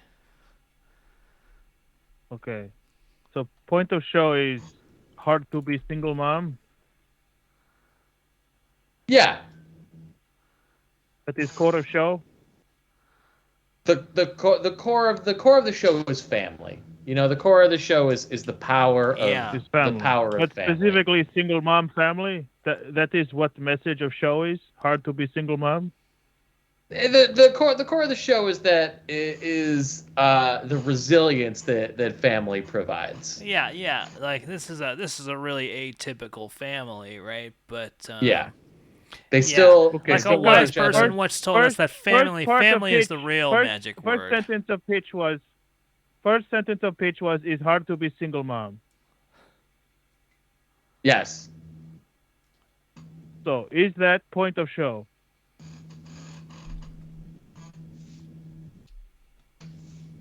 It's not. I wouldn't say it's the point. It's a point. Why did pitch start that way? Because we didn't really have enough time to work on the pitch. We're still sort of in the boys. in the we've got a great boys. What I hear, and this is my name again, Shavuli Garbali, Hungarian billionaire TV executive. What I'm hearing is got wrapped up in details of page 27. Did not finish page 1, 2, 3 first. So what are some of the shows that you've worked on over there in Hungary? I make Hungarian Seinfeld, Hungarian Office. Oh shit. I made the Hungarian Seinfeld. Hungarian Aqua Teen, Hungarian Force. Okay. All right. I was gonna make fun of you, but those are great shows. So, yeah, we should listen to this Thank guy. you. Bilo. I also We made should. Zalman King's Red Shoe Diaries. Whoa, the original version with David Duchovny. Yes. Wow. Yes, you would not have X-Files without Zalman King Diaries first. That's wow. I mean, we're talking to a I mean- legend. Bilo, this is a legit legend. I don't know if you've seen Hungarian Seinfeld, but it's like I it's a picture, haven't seen like, picture yeah, Seinfeld, but Yeah. like 10% better. That's Yes, Seinfeld and everyone was so much good. more poor. Yeah, because it takes place, you know, under communism. 1990s so- Hungary Yeah, Yeah. is not good. this guy is great. Well, you know what? It's I think tough. you got a point there. We're kind of, you know, we're said weeds meets boy meets world, but maybe we're stuck in the weeds here. Yeah. Maybe we are. We Mhm. Okay, If so if is about family, open on a family being resilient. Go from there. If that is the point, open on the point of show. yeah. Well, I think that was never the point of the show. I think Bilo just said that for some reason during the pitch. It was literally never discussed until the pitch started. I mean, what is the? I'm scrolling through here. I'm trying to find the point of the show. Look, I don't know. The point of the show seems to be mustard Hey, or clear push pins with MLM oils. look. Hey, it's funnier. It'll be funnier on the screen than it is on the page. The the Yeah. clear push pin. It's really gonna read because it'll be hard to see. But it's great because we'll just explain everything. Okay. Professional Hollywood screenwriter has suggestion in chat. Roseanne meet Rick and Morty. Yeah, there you go. That's Yeah. that's exactly what it is. That's what it is. Is Yeah. good show idea. Both shows Both- That's have made big millions shows. That's millions. better. That's a better idea than Yeah. any, that gives this way more credit than it deserves. But we're gonna go with it. If we did Roseanne meets Rick and Morty, it's we could both go develop really horrible political opinions and still just be relevant. They kill Roseanne for her opinion, so I don't know what you're getting at. They She was killed off in show. Yeah. Is no longer they called did Roseanne. kill it's her now in this show. Connor. That's right. They killed her Yes. in this show. And that- they shit talk her constantly. I have parents who watch it. I watch with them, and constant shit talking of Roseanne in show. Yeah. It's brutal. Yeah. What happens in Hungarian, Roseanne? The same thing. They are all shot episode 1, and Yeah. then 10 Oh, episodes God. of funeral. Yeah. Yeah. Sounds about right. Damn. Was big broad hit. Brought blue collar Hungarian experience to screen. Yeah. Well, thank you so much for calling us up. This has been really helpful to have like a legend Yeah. of international television You're welcome. here. And, You're welcome. we're gonna take this to heart. Yeah. Just focus up, and I think you can make in next 20 minutes actual pilot. I have seen it done. Okay. Perhaps have done myself. All right. And crank out once you focus. There Good we luck, go. boys. Okay, he's got faith in us, Bilo. does. That guy did.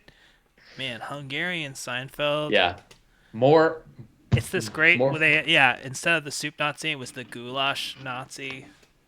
I do remember seeing a TikTok of the goulash Nazi. Yeah.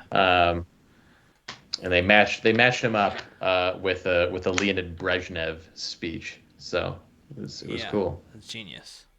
Yeah. Okay. Yeah, that's right. There will be a Hungarian Pokemon. I mean, Roseanne meets Rick and Morty. That's pretty good. Roseanne meets Rick and Morty. Yeah, I mean, go home. I expect about 8 different of these pilots out there.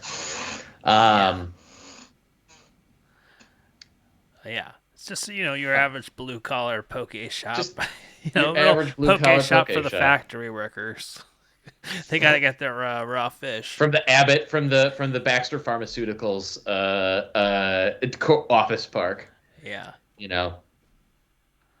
Maybe the Baxter Pharmaceuticals Office Park is where the multi-level marketing fucking chemicals were made, huh? Wait, what's the Baxter Pharmaceuticals office park? What's that from? There's a big office park for Baxter Pharmaceuticals. I think they merged with Takeda. Oh, this so is in your real life. I thought you were referring this to is a TV. this I is thought this you is were real referring life. to a It's real life. television show. Drive out on Finkston Road, and check that office park out. Okay, and let's just call it Baxter Pharmaceuticals. Here we go. We've got it. Baxter Pharmaceuticals. This is Dark Matters. Welcome to the writers' room. This is Dark Matters. Hi, this is hack comedy writer at Brother Wags. Oh, thank you. Welcome. We're so glad to have you in the Welcome writers' to the room. writers' room, Brother Wags. I think Welcome to the writers' you room. really solved it with this X meets Y here. What are your thoughts? Well, first of all, I just wanted to start off by saying I think some people may perceive that I've been slightly critical of the your process tonight. Yeah. But that's all been constructive. That's really all been done in the spirit of constructive advice. And yeah, what- sure. yeah. Like when you said, hold on. Yeah. The people who edit the show will blow their hang brains out. themselves. Yeah.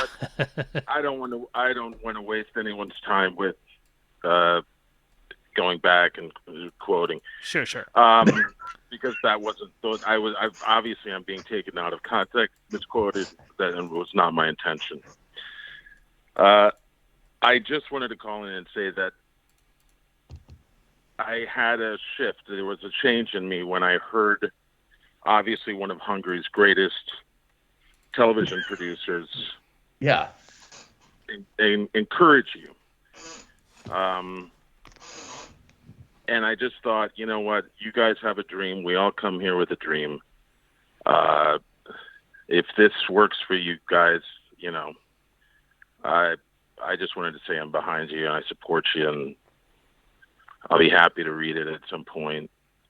I have very affordable rates as far as notes. Oh, that's really that's generous. So I really hope this gets done.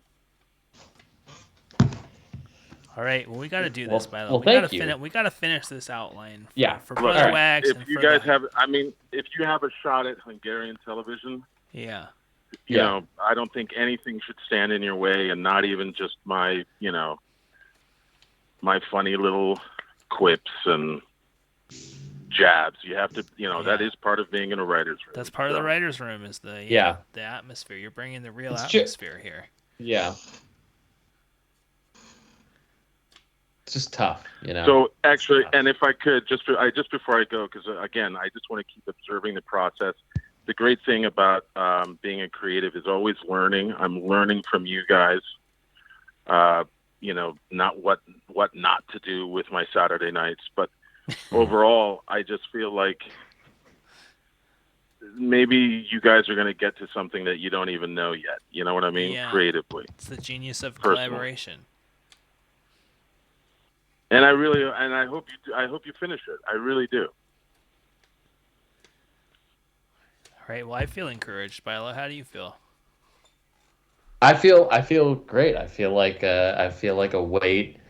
The weight of expectations has been lifted.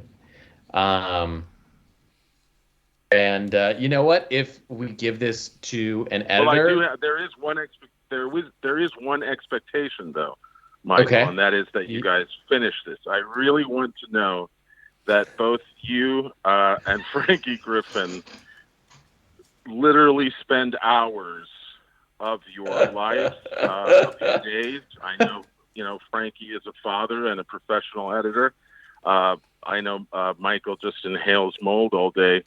But what I'd love to know and would really make me happy is that you guys spend hours, days, weeks, and months writing this script and really trying to figure out how to make it all work. Yeah, I think that's a realistic goal.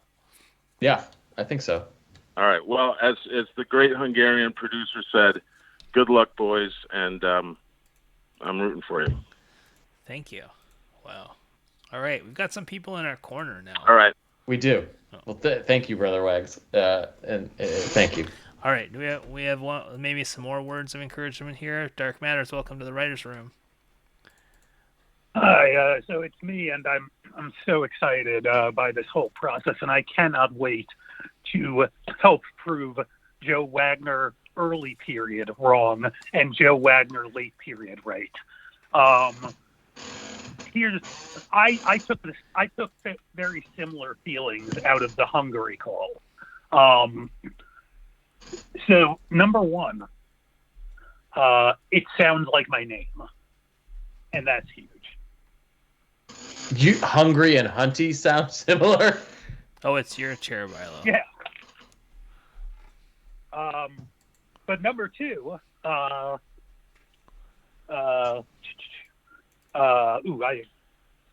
I just wanted to say, I had experience with foreign films. Michael, you can speak to this. I can attest to it. So when I was 23 and working in New York City, I got the job to write a feature film for a Colombian film company. We've watched, I think, the trailer. Yeah. They took my script that was in English and translated it into Spanish, and not a word was retained. But I was still so proud of my work because I wrote a movie that was affecting people. So basically, I'm not going to whine, is what I'm saying. And I have experience working in these strange markets. And oh boy, I cannot wait to just really fuck up my to-do list for the next 2 weeks in getting this done. All right. Well, let's keep moving this outline forward so that we can pass it off to you. It's 11:49 p.m. Yeah. we can do this. All right. We can do this. We need an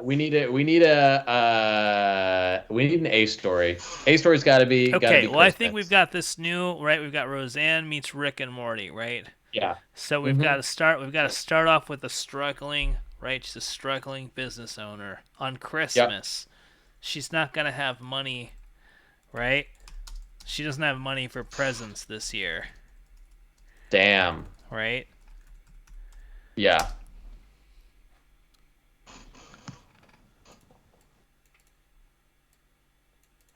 So what does she do? She goes down to Baxter Pharmaceuticals.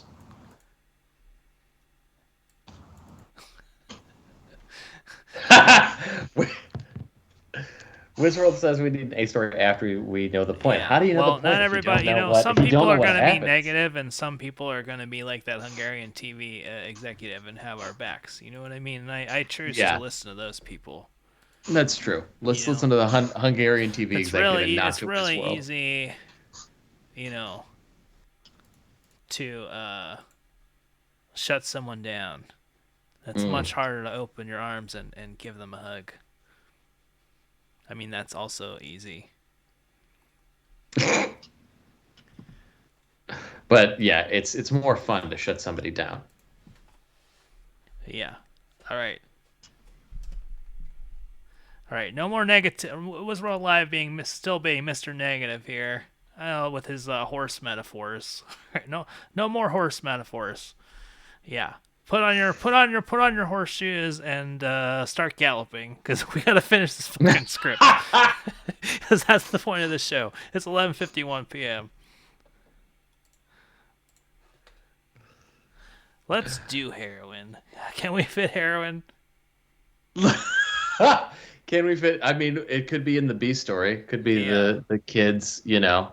The kids in the magical land. Maybe the kids try to find presents. They try to find presents in the magical land that they live in. A fentanyl scare, maybe. Maybe they want to find presents for their mom in the magical land. Yeah. The kids feel bad because they stunk up the poke shop, so they try to find presents. Yeah. Oh, Jay Fleischstein says she needs tomato juice because the kids were spraying everywhere. Ooh. Right, that's the antidote. So she goes to the factory. Yeah. The kids sprayed up the shop. So she goes next door factory to get tomato juice. I don't know why she doesn't go to the store. She doesn't need to go to the store. Yeah. She goes to get tomato juice. Oh. I see Hunty's brain is churning. Okay, I like how Hunty's going to use the tomato juice for Pokey. Or use... Okay, there we go.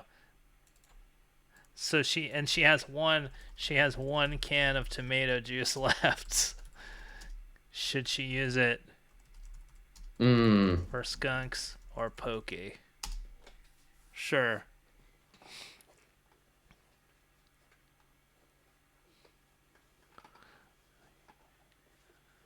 Right? Yeah. But how about the kids make a deal with the Chess Devil? Okay. They make a deal with the Chess Devil. They make a deal with the Chess Devil to save Christmas. To save Christmas. Okay. Sure. C story is Suzanne trying to seduce Dr. Tate. That's great. This is yeah. B story. Sure, the kids make a deal with the Chess Devil.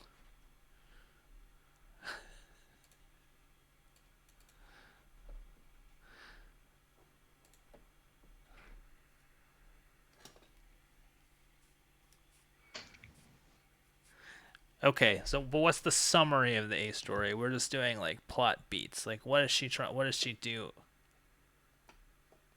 What does she do? Yeah. The A story is what? She's trying to save her. She tries to save her business. I don't know. A story is funny. None of this is funny. It should come from emotion, and the humor should come from the emotion, Bilo.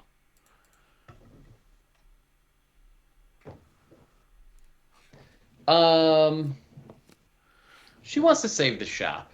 She's got to save the shop. Okay, there's no money. Yeah. Okay. Oh, she's got to save the shop. She's gonna do whatever it takes to save the shop. Save the shop. And then at the end of she fails, but the kids save her at the end because they made a deal with the Chess Devil. And like everyone is happy. That's good. That's good. Yeah. Here, we're gonna put this.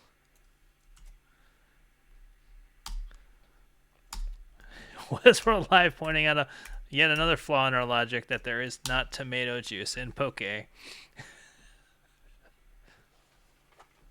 Maybe that's part of the problem. Yeah. Okay. Got another writer coming into the writer's room. Dark Matters, welcome to the writer's room.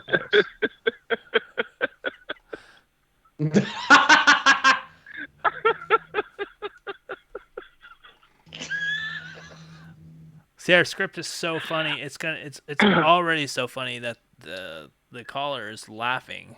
This is a Hollywood hack. Brother Wax calling back in again. Oh, hi. To say, hey, again, I am already immediately enjoying seeing how the show is grinding to a halt because you guys are seriously taking on what has been asked of you and really figuring this out. And I knew that moment had truly been achieved when Frankie said something that's been said in many writers' rooms, which was, none of this is funny. And he said it with the absolutely sincere, soul-crushing depression that comes just around hour 2, which you guys are nearing. None of this is funny. So you're saying we're doing something right here? Yes, I am. I think that Frankie, in that moment, you challenged Bilo to be better. Yeah. And that is what a writer's room is about. So I just wanted to call back in and say, you guys are doing great. The boys are doing great. And again, you know what? You will find your way back to the funny. I'm thinking around maybe 1:10, 1:15. 1:15 in the morning. It'll probably just be me at that point. Yeah. No, I'll maybe. Maybe. I only have think one Bilo line might stay up tonight. for this one. I hope so. Yeah, I need I his think help. Bilo might make it. I can't do it. Like, this would be I nothing just wanted to without. call in. Yeah. Boys, hang in there. The waters are getting choppy, but Okay. we Yeah. want to see you to make it to the other side. Okay, All right. thank you. Some more Thank you. encouragement Keep writing. Keep writing. from Brother Wags. Okay. All right. Um, That's why you need a writer's room, Bilo. You can't be like that guy who wrote all the episodes of True Detective. You know what I mean? And then Kerry Fukunaga. No, the guy who wrote it. He wrote I all don't know 3 who- seasons, and the show got bad because it was just one dumb guy in a room. You don't. I mean, that's why you first need to season was collaborate. good. First season was good.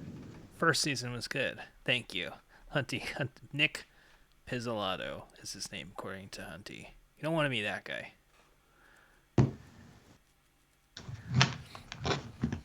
Okay.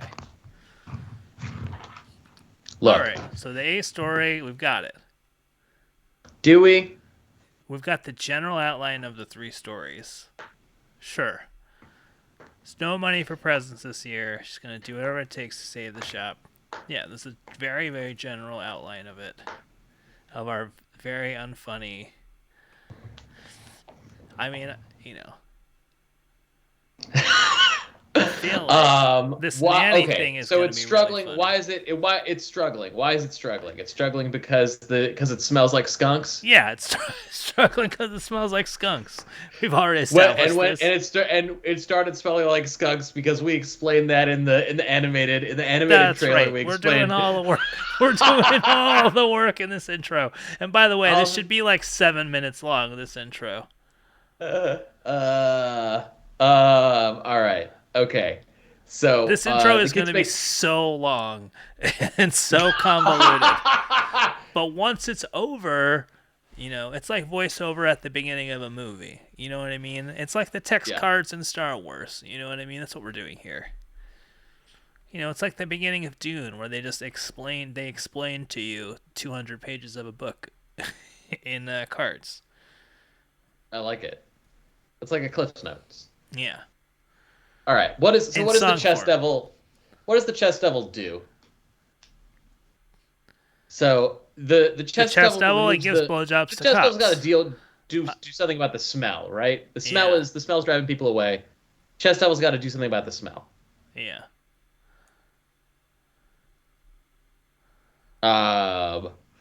Does he make them smell less?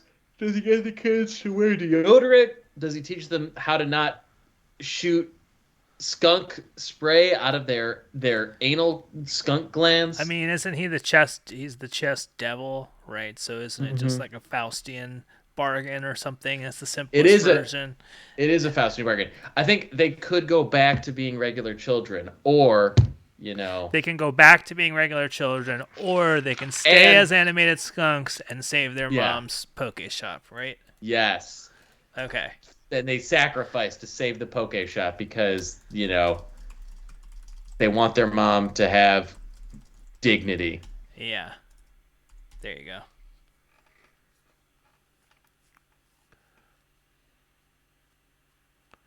Well, this is Rick and Morty. Rick and Morty wish, if Rick and Morty is probably lucky that it can't be X-rated. It's true. Anyway, yeah, they can go back to being kids or save the poke shop. So simple, so beautiful, so classic. So Shoney's.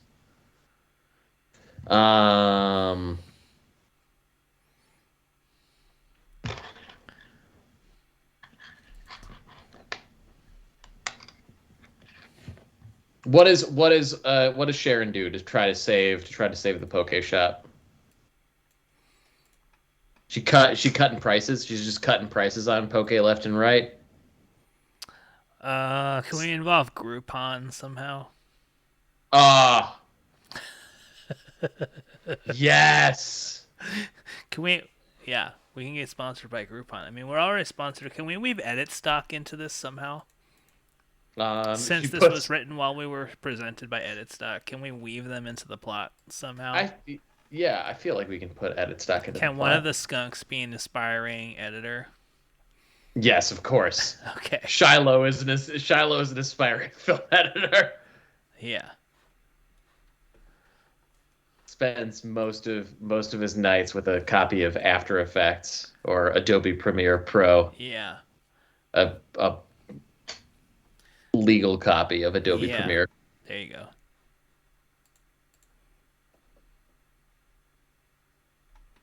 That's right. You have to write what you know. Write what you know. Right? And what if Shiloh has 2 kids and lives in Alhambra, California? What if because skunks do reproduce earlier in life, so they're like they go from being like teenagers to being like, full grown adults in the skunk world. Wait, what was that?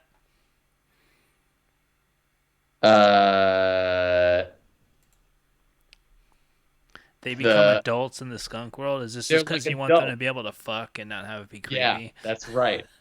Like in in the Chronicles of Narnia, where the kids like grow up and like fuck and have kids, and then they leave Narnia and they're children again. Is that what happens in the Chronicles of Narnia? Yes. I haven't read it since I was 8. I haven't been exposed to Narnia since I was at the library down the street from my house. It's probably better for everybody. Yeah. Yeah. Well, what do we know about Sharon? What tools does she have that we're she's a hoarder who's always pitching sitcom ideas, I guess is something that we had earlier. Yeah. She's well, that means if you're a hoarder, that means you always have something. You always have a tool there's always something there that is useful, Yeah.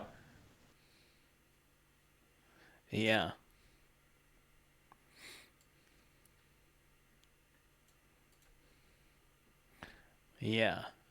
And we can, and the great thing about this is we can establish all of this in our cartoon intro.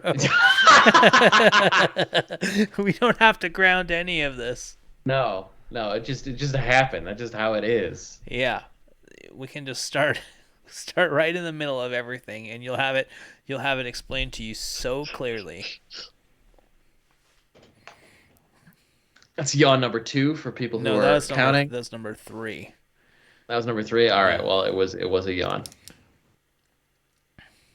We've done it. We're making it happen. Thirsty. You're very thirsty. You gotta go. I need somebody to get me a LaCroix. Right. This is a writer's room, isn't it? Yeah. If this is a writer's room, who's the writer's assistant? I don't know. Where's Avi? Yeah, get Avi in here. The best part of that video is when Bob Odenkirk breaks from the is this the part of the writer's room where we get tired, so we just don't do our writing for 10 minutes? I think that's to correct. Enforce a break. That's right. After I tell him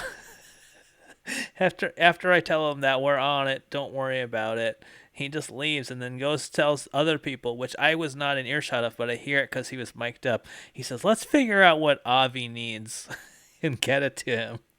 It's like, well, Avi is like the PA. If you tell him to do stuff, he's not gonna. You can't ask him to schedule things. He doesn't know how to do that. Fuck you, you idiot. Avi knows what he's talking about. I saw him. He nodded to me. Maybe we should have a character called Dove Adenkirk. Yeah. Who you've somehow made him Jewish for some reason.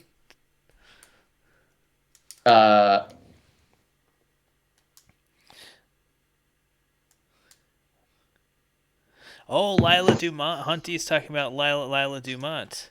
Yeah. James's iPad's girlfriend. James's iPad loved her. I've named my iPad Frankie's iPad. Oh, no. When I go in, so now when I go on Zoom, it says Frankie's iPad. That's so funny. Okay. we should include the host of that show that he was talking about, James's iPad. Oh God, Joe Pine. Oh, it's a Joe Pine show. Joe Pine. Joe Pine. Oh, we got voicemails too that I didn't play. Oh yeah, we should play. We should They're play some people that we voicemails. called last week. How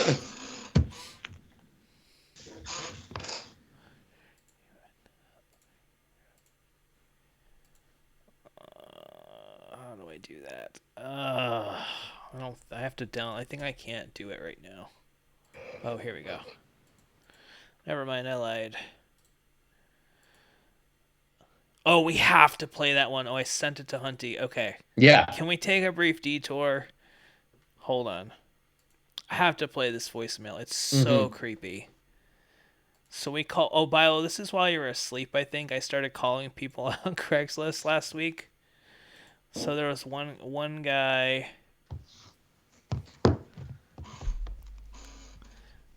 who had an opportunity that was quote unquote better than a 401k.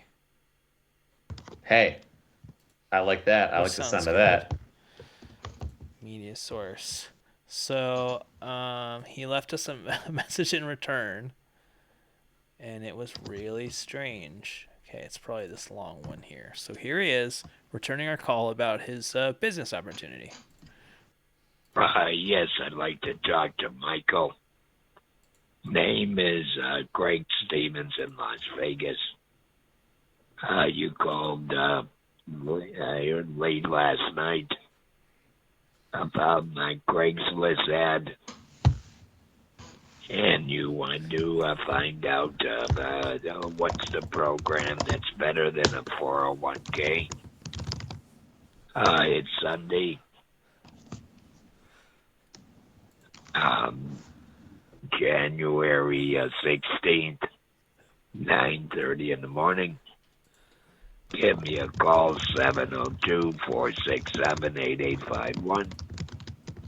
And no, yes, that's right. We've already aired. I'll go over what we're he put it doing publicly on and Craigslist.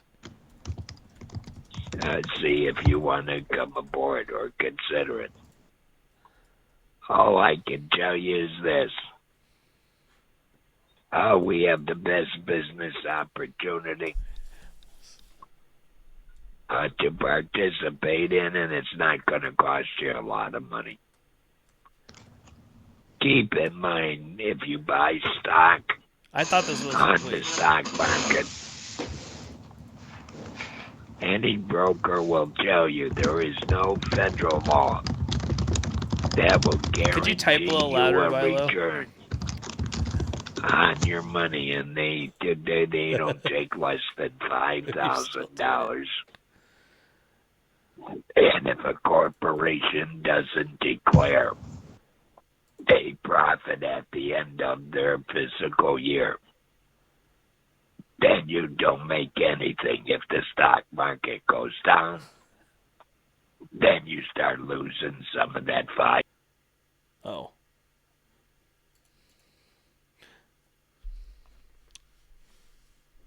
It's very long. He got cut off by the message system. Oh, we haven't had the music going during this. I turned it off during the promo. That was horrible. How does this guy? We also got a text back from the hypnosis guy who said to call him. Oh my god.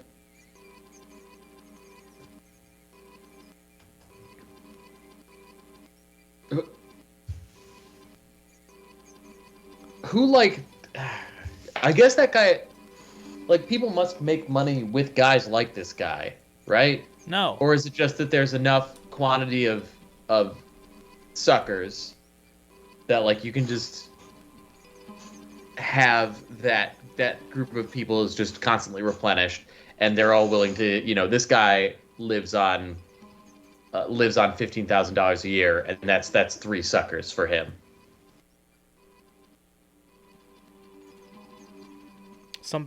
Something weird going on with the music.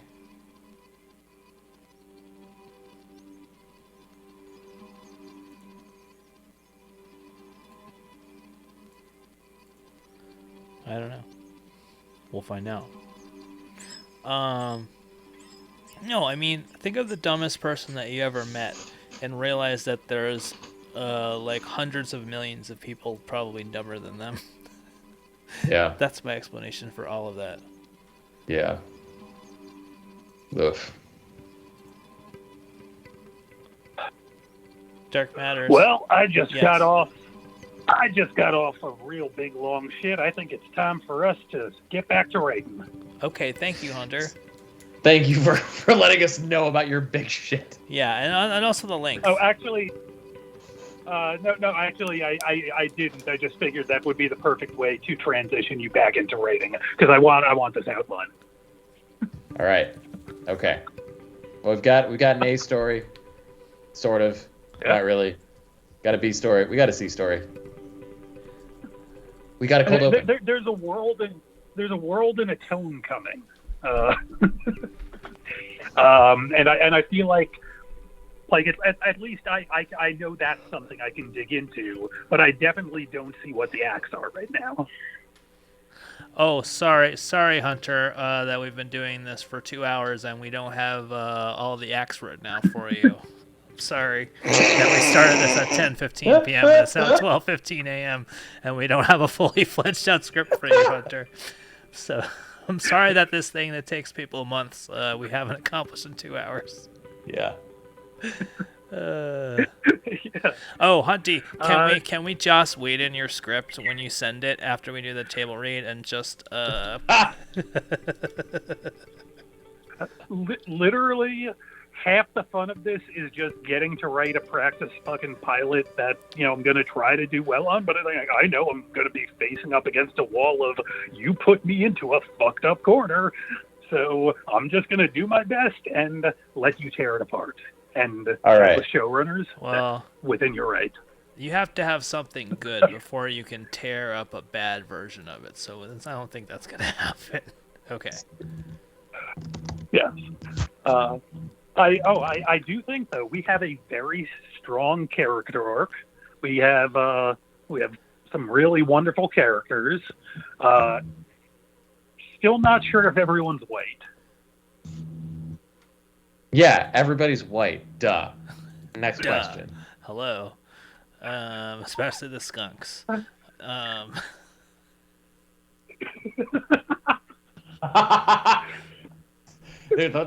make the skunks white. Yeah, they're QAnon skunks. As Yeah, they're suggests.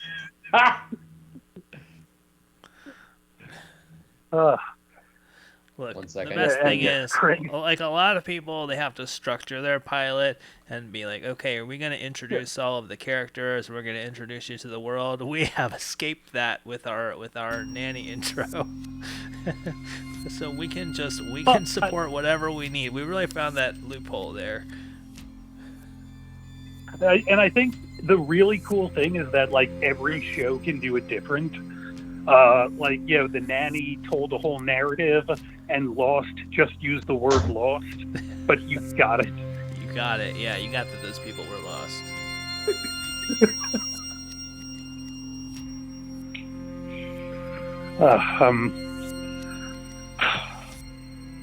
Now, the neighbor, is that a business neighbor or is that a house neighbor? That's good. We lost Philo. Philo just left. Philo just left the show again at 12:16 a.m. That's okay. Okay. Brother Wags. I like that because that totally gives us a little more definition between the characters, especially because they're going to look so similar.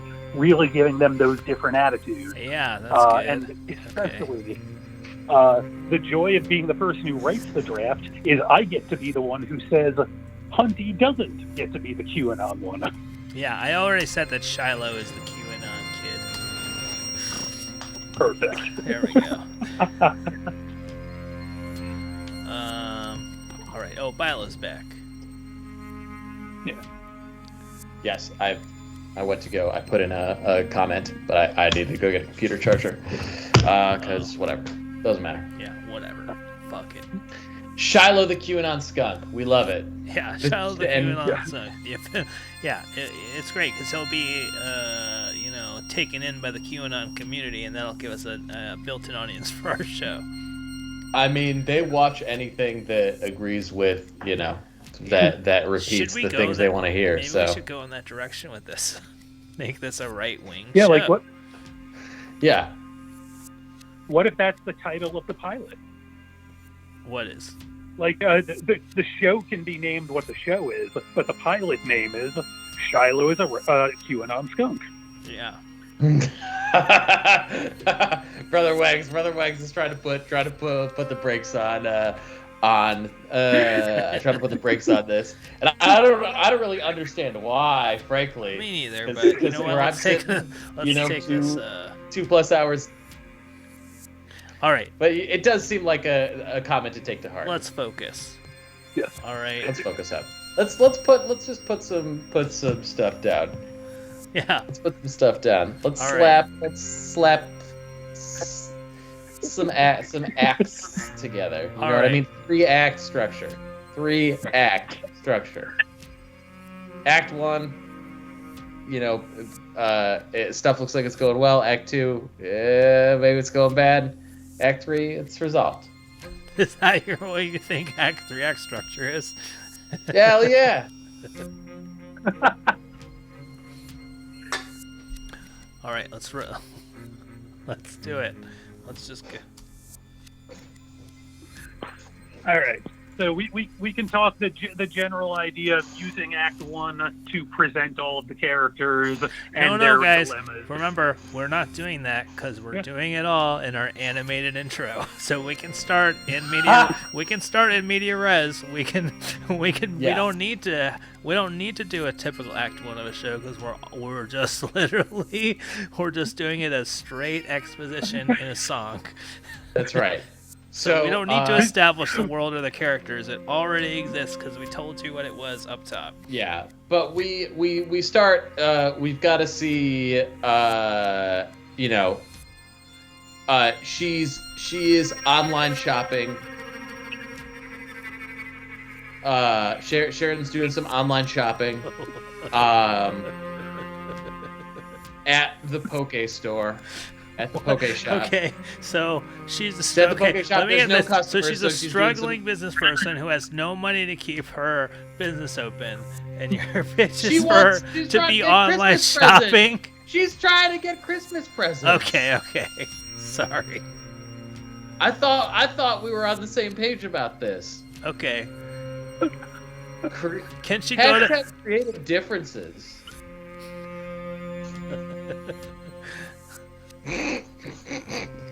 maybe her and Susan? Her and Susan, sure. They're in the. This is after the cold open, and this is after. This is after we explain what's going on.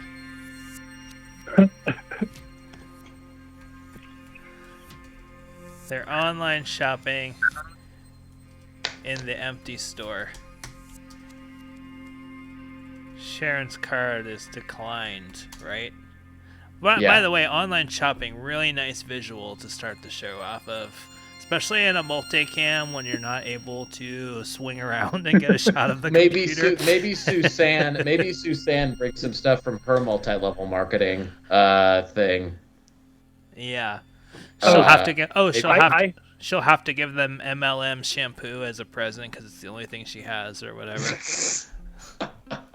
I have a pitch, but this is set related. Do you all remember like the 1990s when they didn't know how to film computers, so every movie had a shot of 4 people looking over a bank of monitors? Hollow Man did it. Volcano did it. Deep Blue Sea did it. Like Blair Witch 2, they all have that. Like, I guess we're huddled around a monitor, classics. and then we. Yeah. So what if that was part of one of the sets? Was a bank of computers for everyone to look at? Okay, in the Poke store. Yeah. Okay, sure. Looking at their bank of computer monitors. Why not? We have CGI, so we can make this look like whatever we want, because we have a big budget here. Okay. I feel like now I've put my autobiographical touch into it, so now I can really, when I go with that draft, I'm going to feel like... Yeah, looks like she'll have to give the kids MLM shampoo for Christmas again. There you go. Okay, boom. Done it. Okay.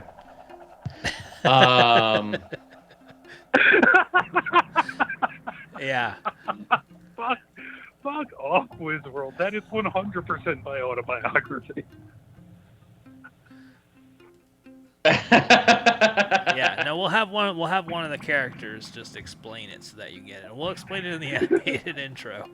They have a bank of monitors, just like movies from the early 90s that you probably don't remember, like Blair Witch 2 and Volcano.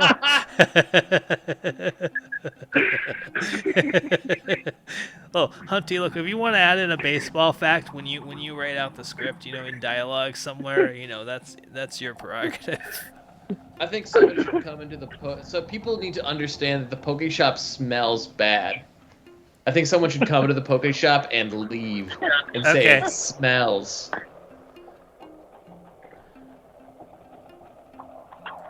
Okay. I feel like that's hard to communicate. Yeah. Comes into the store and leaves because it smells.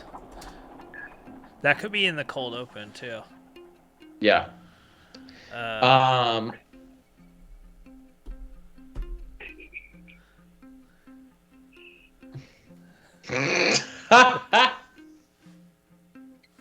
Yeah, that's good.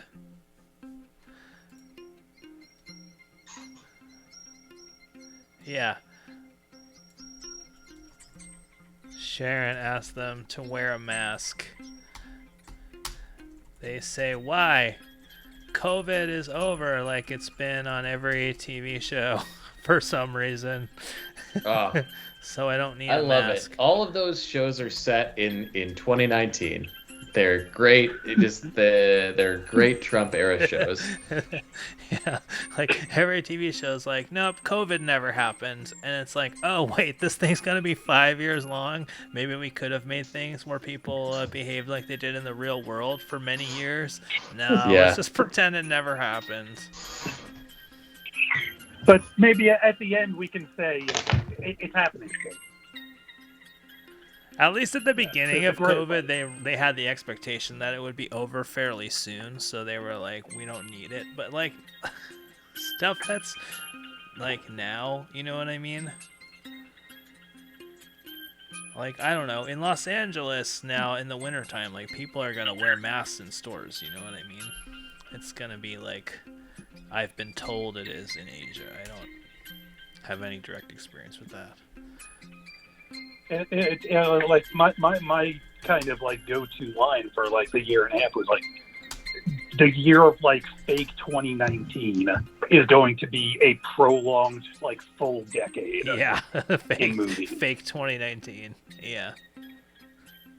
Because like it's like, oh no, it's modern day except for that. Yeah.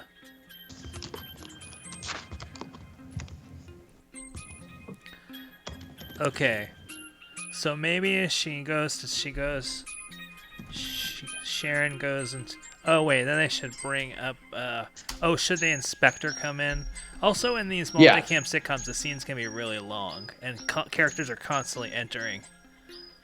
I like it, so this could the be inspector like, should come. Yeah, what was his name? Tate. And he hits on... He lays his thick-ass game down on Suzanne, who just says, no! Who says no? And then Suzanne hits on to shut down the 75-year-old man who recovered from an unknown illness but never regained his sense of smell. What? Oh, are we going double COVID now? He has double no sense COVID. Of, he has double no, COVID. He has no sense of smell, but he never had COVID. Yes. He's unvaccinated and he never had COVID. Wait, what if the sense of smell thing is a plot twist? Yeah. Like in the third act, Yeah. where it's like, oh, we thought he was smelling all along, but it turns out he was lying. Yeah. Yeah.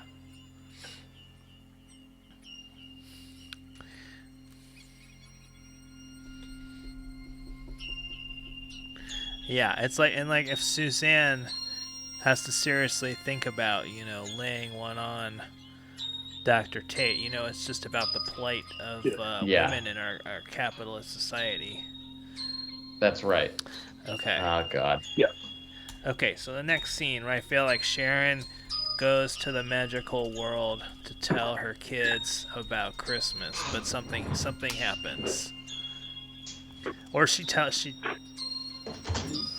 Where are you going? I gotta get a dinner. I want fucking water. Get me a water. Try me a water here. It's the problem with doing this over the internet. That's why you gotta do these writers' rooms in person, man.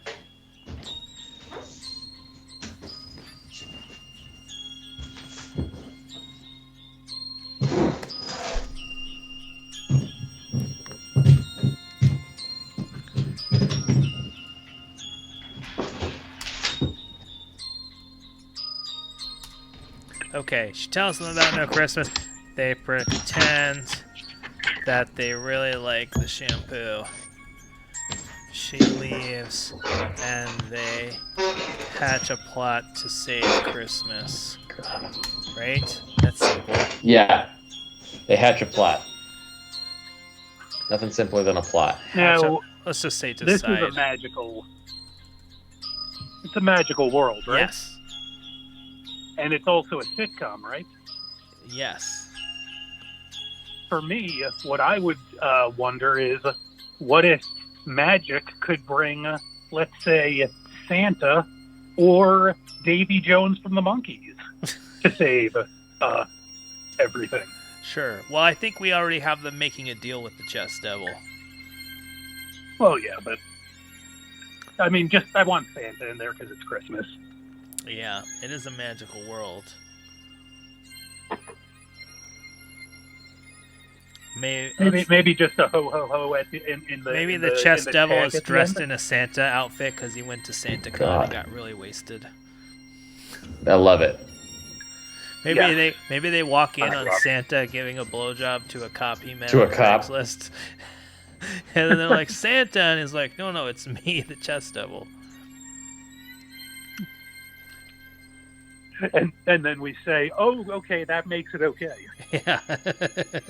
Yeah, literally. That makes no, I'm not Santa. That's why this is okay. Yeah. That could be his that could be his catchphrase. That's why this is okay.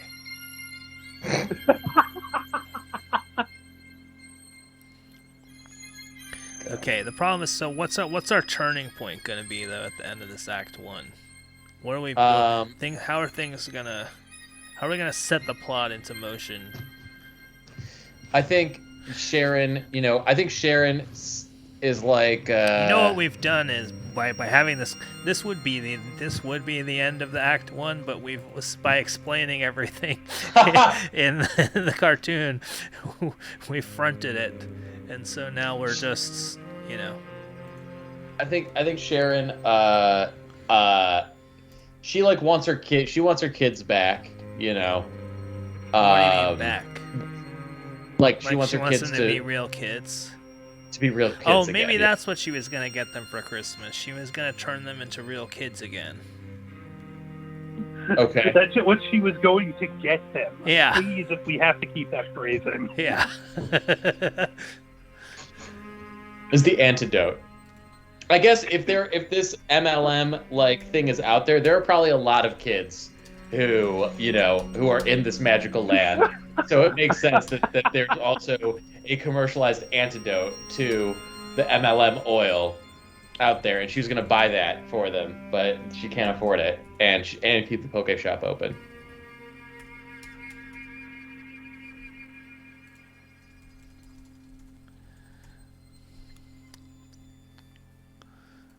Yeah. Okay.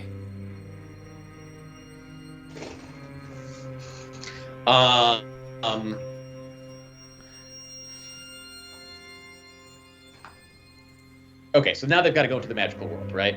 We're in the magical world. Turning right? point. But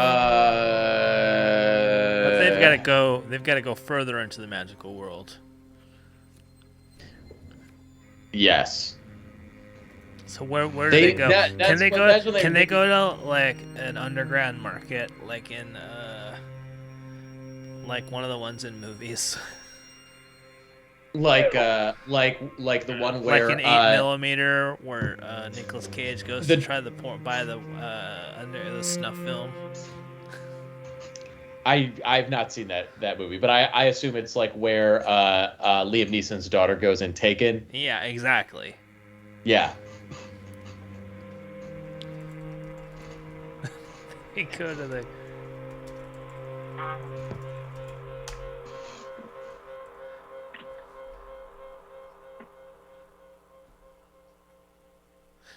Yeah, or maybe they're like they talk about going to the underground market. Why are we? Yeah.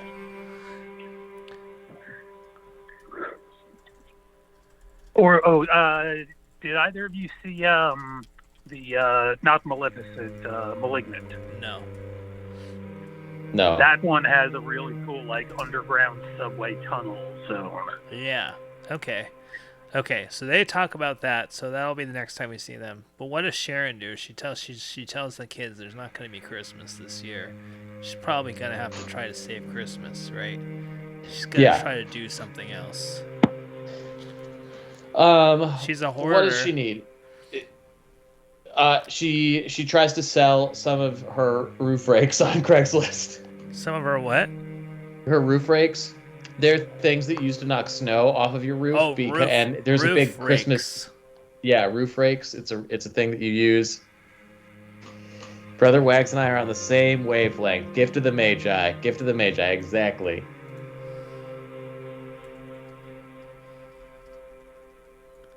She, sells her roof rakes to get them an antidote to their thing. And they give up get her a new they roof. agree to be skunks permanently to save the poke shop. Yeah. Okay, she goes to sell. Should it just be more online shopping, aka the least visually interesting thing you can do? She goes into Craigslist. She goes into augmented reality Craigslist.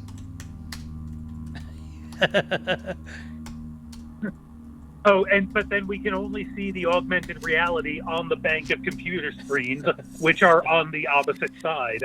So that's facing away from the audience. Okay, she decides. Okay, we should say Sharon decides to sell her precious roof rakes. Oh, so we should establish the roof rakes in the Nanny song.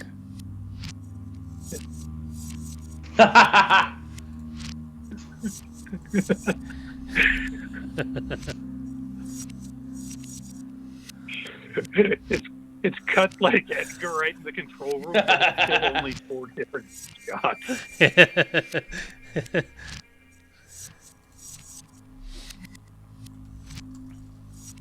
The antidote. She goes on augmented reality Craigslist on her bank of monitors to sell them in 3D. Let's cut.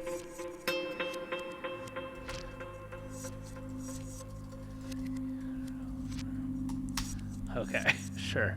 Okay, and what happens when she tries to sell her roof rakes?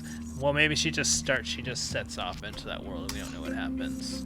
Yeah. Okay, now we're back with the kids in the magical world. They go to the underground subway tunnel. Shiloh. Maybe we don't get into it, but we still have Shiloh wanting to be a film editor. We still have Shiloh potentially being into. Oh, he into can pitch conspiracy that. He can theories. pitch that in the earlier scene.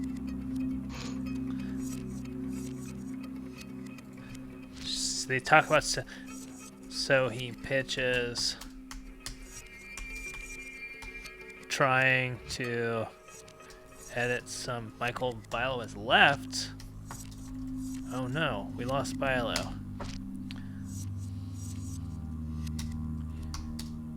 Footage he found on editstock.com. Perfect.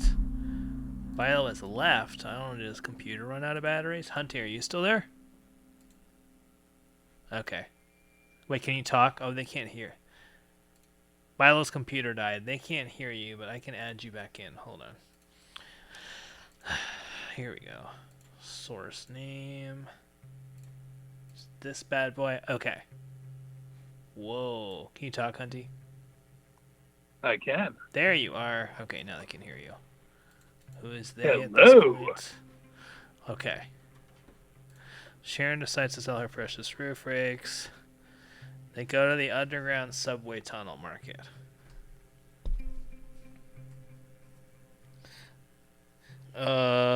Since this is Rick and Morty meets Roseanne, they should like encounter a fucked up sci-fi creature that's a blatant Rick and Morty ripoff.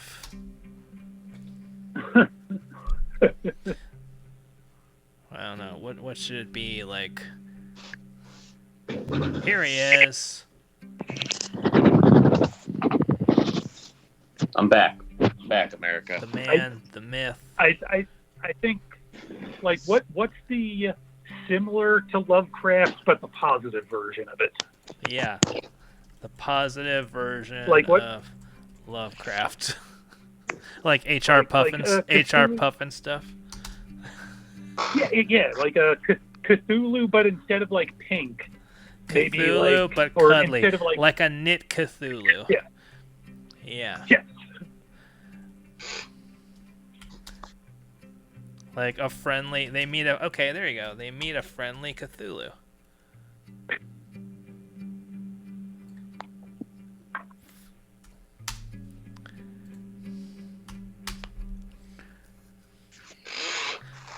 Who offers... Oh shit! I didn't even realize it. That's how you kill the Cthulhu. What is? All the roof breaks, like the Simpsons gag. Okay, so now we're back from the kids. Okay, so now Sharon is in the metaverse, or whatever. What do we call this? Yeah. Metaverse, selling roof rakes. Oh, you know what though? We need to go back to. We need to do our C story. We need to see. What's her name? Suzanne. And Dr. Tate's. Suzanne goes over to the property line to see Dr. Tate. We gotta tread carefully here.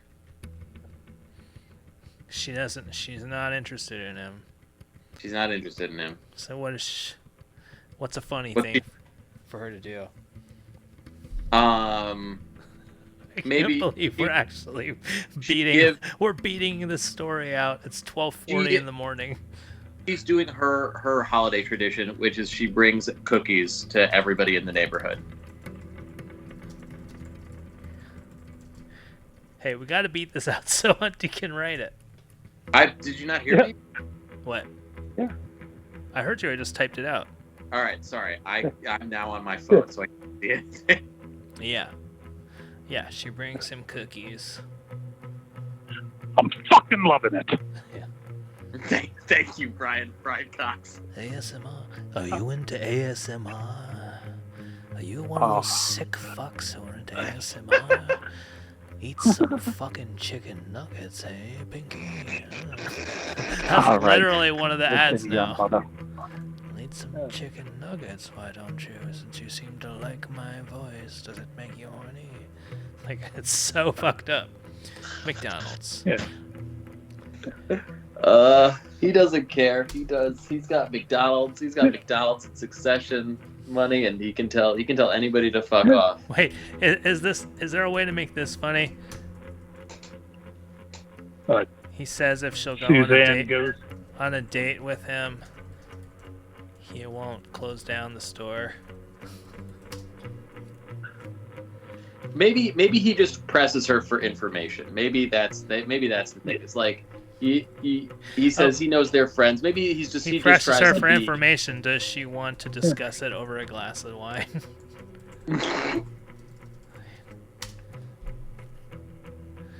Wait, Yeah. what's the information for again? You guys, thought as much on it. Suzanne says yes, and then she puts the MLM oil in the wine and turns Dr. Tate into a skunk. Oh, damn. Baby. Yeah, baby. Yeah, that contaminated MLM oil. Sharon is in the metaverse selling roof rigs. I've never heard of... I guess I'm lucky enough to have never heard of a roof rig before. I gotta Google roof rig. It's like a stick that you use to I guess knock where snow I grew off up, your we roof. didn't have roofs.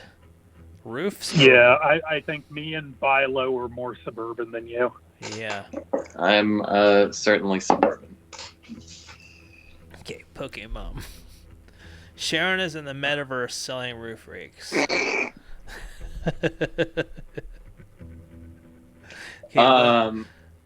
She. This is approaches remember. them. Yeah. Someone tries to negotiate a $5 discount on a roof rake, but she won't sell the roof rake for less than what she thinks the value is. Okay, I can tell this is coming from real life.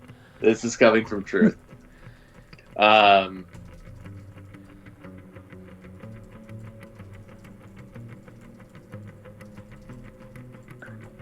Hunty, you know, he texts her and he's like, just sell the roof rake. You have a, you know. So you can text between the magical world and the real world and the metaverse. Yeah, there's some type of communication there. Hunty maybe astral projects from the metaverse, from the magical world into the metaverse, and he tries also, to. If you go right from there, you can let the chess devil out of the dark web and into the real world. Yeah. There you go. Okay. So now speaking of the chess devil. This show is so long. This show is just hours long. The show's not hours long. We're at like minute 10 right now.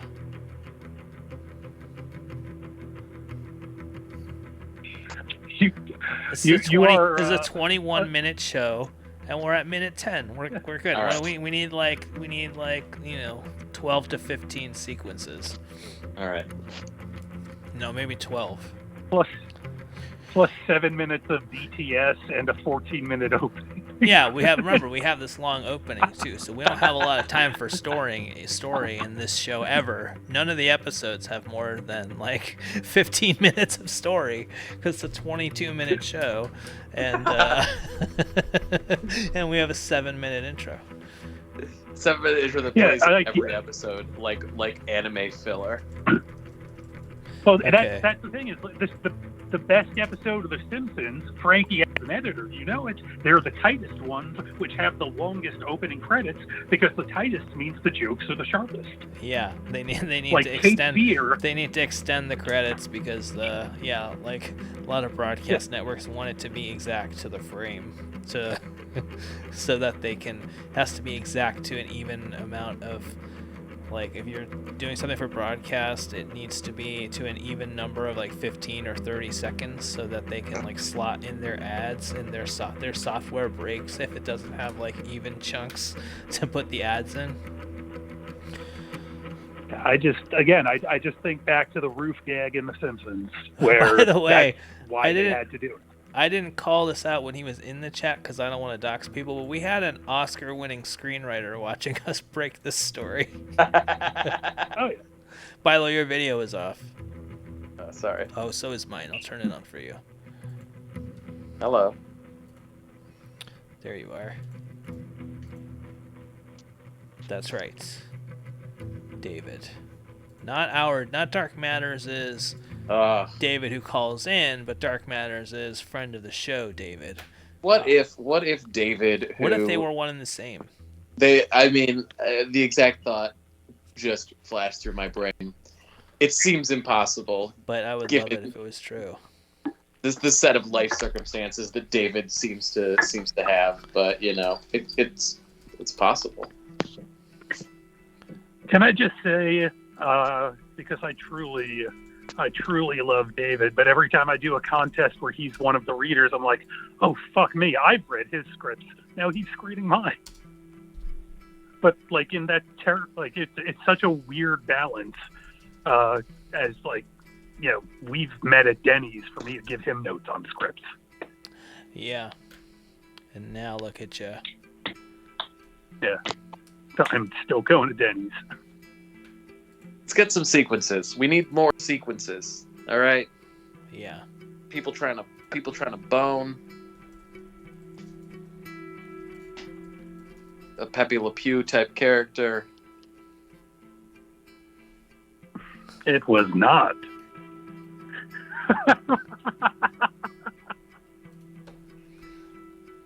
It was not that script, Whisperal. Oh man. This sucks. Can't. No functioning computers. No, but I fucking love David. Okay. Can't not love David. Both Davids. Dark Matters David and Dark Matter. They're both Dark Matters David. They're both. Yeah. One of them just calls and says, "It's David."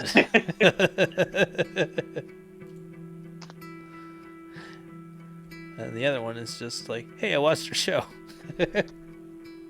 Okay. Which version's better? Why does there have to be a competition? Okay. Yeah. Think Chess Devil is giving a BJ to a cop in a Santa suit. Remember, edgy Rick and Morty, right, guys? Yeah. Yeah. And then he can give them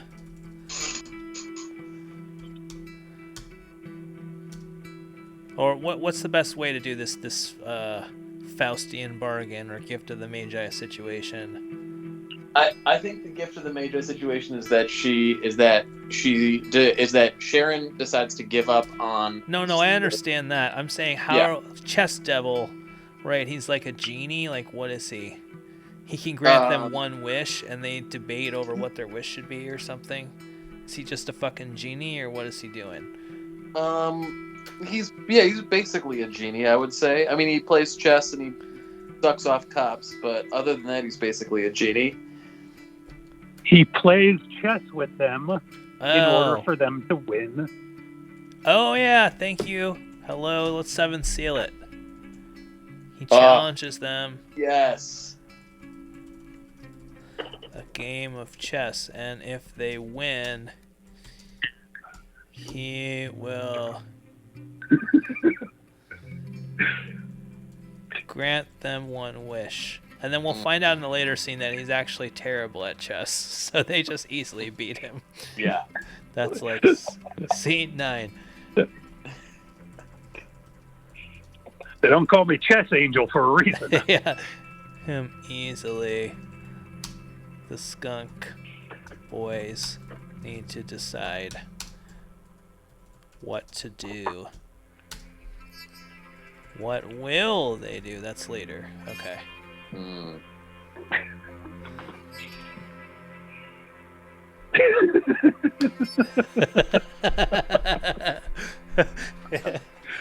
Yeah, that's right. We have a 7 seal reference. Or as a Philistine would say, a Bill and Ted 2 reference. If you really want to piss off somebody who's into serious movies, it's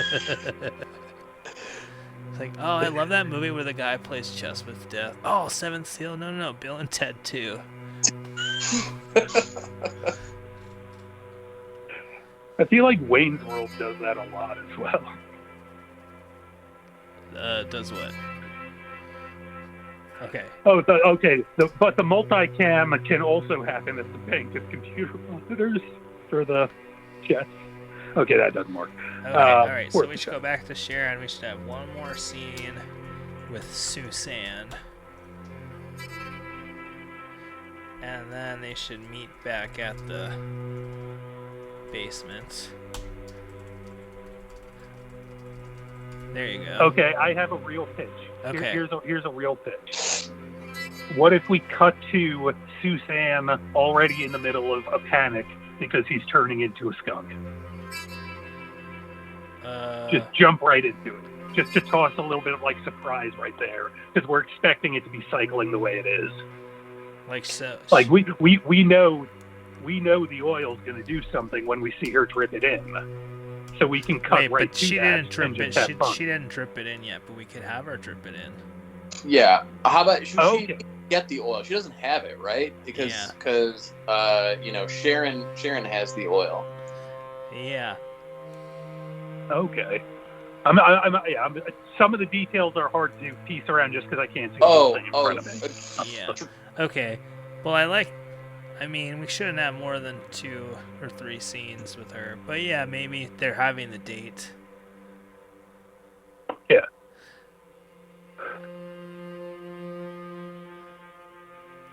I mean, maybe they're just having the date, and then he goes to the bathroom, and then you see she has a vial in her hand. Yeah.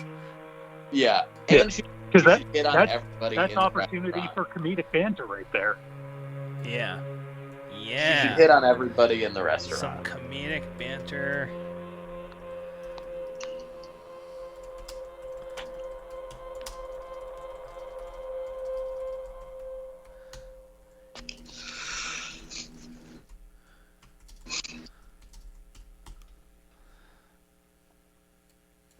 Okay, so now we're with. Okay, so Sharon, last time we saw Sharon, she was being stubborn about selling her roof rakes. Actually, I think we need to see her before we go back to Suzanne because we haven't. I think she's she hasn't made as much money as she expected from roof rakes. Okay. I think she goes shopping. She looks at the like antidote cost, and she looks at like the next month's payment for the what do you call it, for the store. Yeah. Yeah, and this is happening all on screens. I mean, couldn't we just establish it earlier that her rent is a certain amount? Yeah.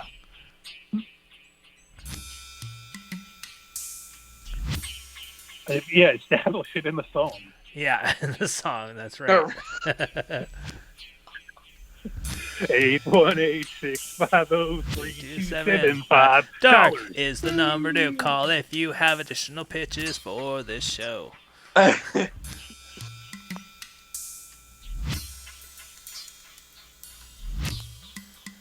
Okay. Sharon's one move. So Sharon's trying. Her one move is to sell her roof rakes. Yes, and it hasn't worked And out. so she has no more moves left. There's no more bullets in the gun. There's no more bullets. That's it. That was the one move. She went to sell the roof rakes. She's out of ideas. She did make some money selling the roof rakes. That does make her happy. Yeah. Maybe she sells all the rest of her MLM stuff. Wait, what if she sells all of her roof rakes and then she gets home and there's shit on her roof? Yeah. And her roof is covered like literal shit. Well, like, I don't know what, like, the leaves and shit that you would not put with a roof rake. Her roof is covered in leaves. Yeah, snow would be the thing, but after an unexpected windstorm.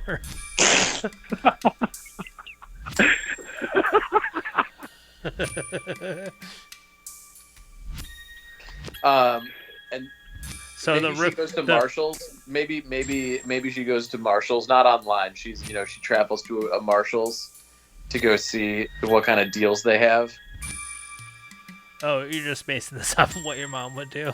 Yes, because she would identify that the windstorm as a business opportunity, or she would say like she goes and buys like some low power blowers for $3.50 a piece. So basically, all Sharon does in this is online shopping.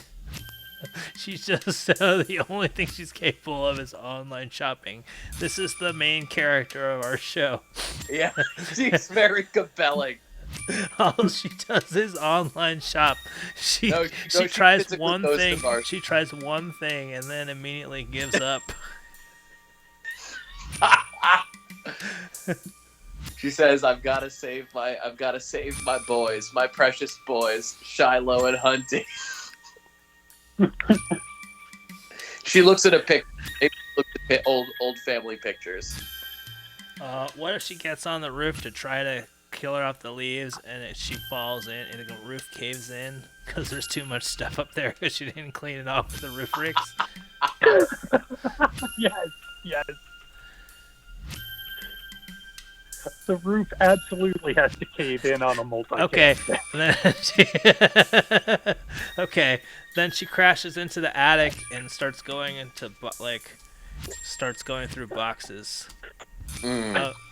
Attic and maybe she crashes all the way down to the basement since we built that set. Yeah. And into a box of photos of her boys. Maybe she has one photo of them before they were skunks and one photo after.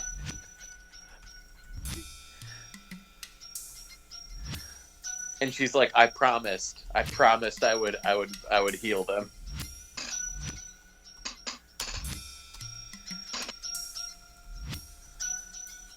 She looks at her box, at her remaining box, meaning 600 boxes of MLM products, and knows what she must do.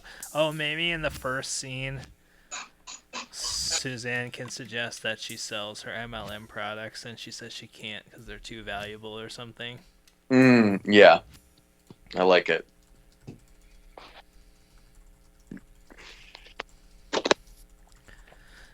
After all, they caused her children to be turned into CGI skunks. Sharon refuses. They could be worth something someday. That's their college fund now. That's everything she has after her husband died by suicide. Damn. I feel like there's like a lot of suicide in this show. What other suicide is there? Okay, that's everything. So we established that up there. She looks at her arm and she knows what she must do. Okay, Chestella is actually awful at chess. What will they do? Okay, then we go back to Suzanne. Dr. Tate starts turning into a skunk. Suzanne poisoned him. Yeah. And Sharon, she makes enough money to get the de-skunkifier. Yeah, that's what we find in the next, right? We find that out in the next scene, right? Right. And then it resolves. She gives the de-skunkifier to Dr. Tate's. Okay. Have permanently agreed to become skunks to get the money to save the poke shop. How's the boy is that she sold her roof rakes and her MLM stuff. Anti-skunk treatment. But they're all working off of character motivations and plot that's actually working. We're not tainting a saddle. We are we're using a saddle as a foundation. I think there's value to not knowing where. Oh you're wait, going. she shouldn't save her MLM stuff. She should She should sell all her inventory from her store. Oh, like Because the that's a gift of the Magi, not the other stuff. She's like selling the fish from the poke Yeah, like shop? all her inventory, all the fresh fish. Oh, fuck.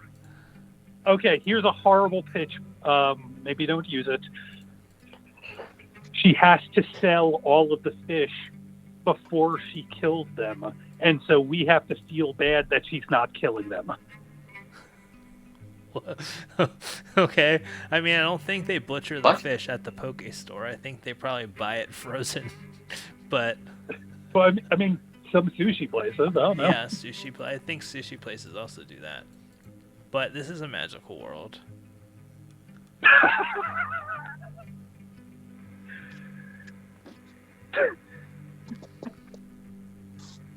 I just love the idea of having something very earnest that you really want to root for, that's so genuine, that also is basically could be seen as genocide in this magical world.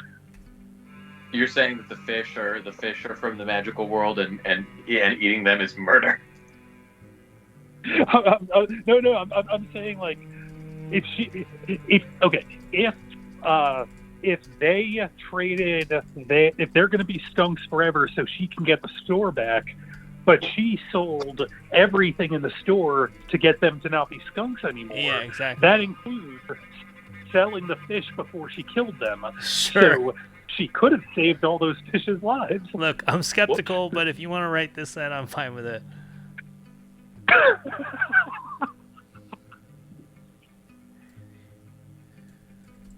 Everything in the store to get them the anti-skunk treatment. That the anti-skunk won't work. They made a deal with the chest devil to be skunks forever in order to save her store. Newly skunked Dr. Tate. And really stinks up the joint. They decide to give the anti-skunk to him. Now everyone is back to normal, but they all have jack shit. The end. Boom, did it. But they all have each other. Thank you.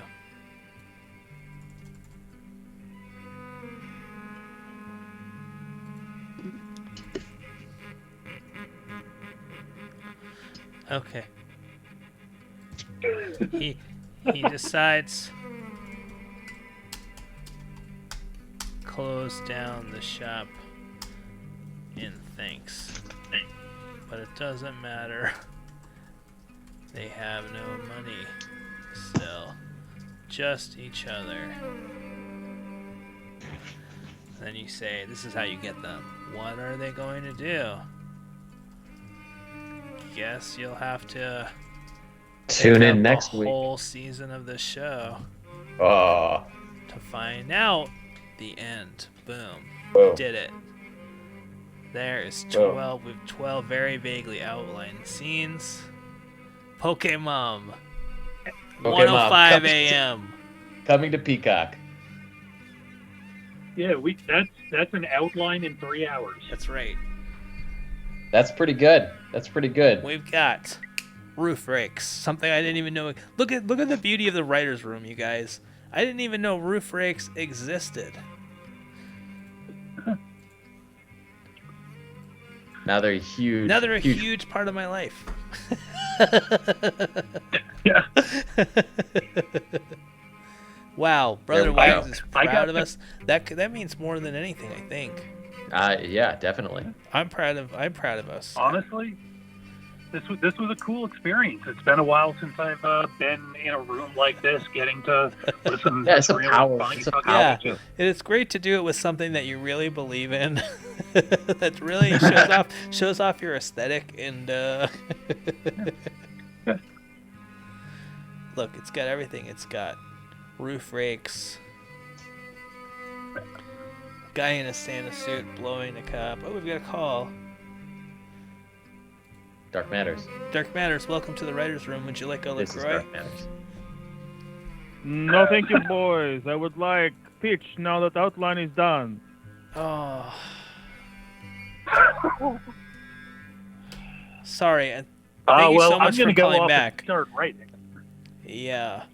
Yeah, Hunty, so you've You're got the welcome. outline Excited to here. see This is progress was made. your assignment. Yeah. So you've got your assignment. Yeah, you've got 2 weeks to...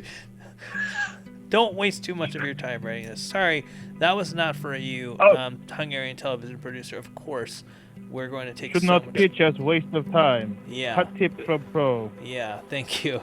All right. By the way, I'd love a general in Hungary. Yeah. Yeah, Hunty's We great. don't like generals in Hungary. We have bad history with generals in Hungary.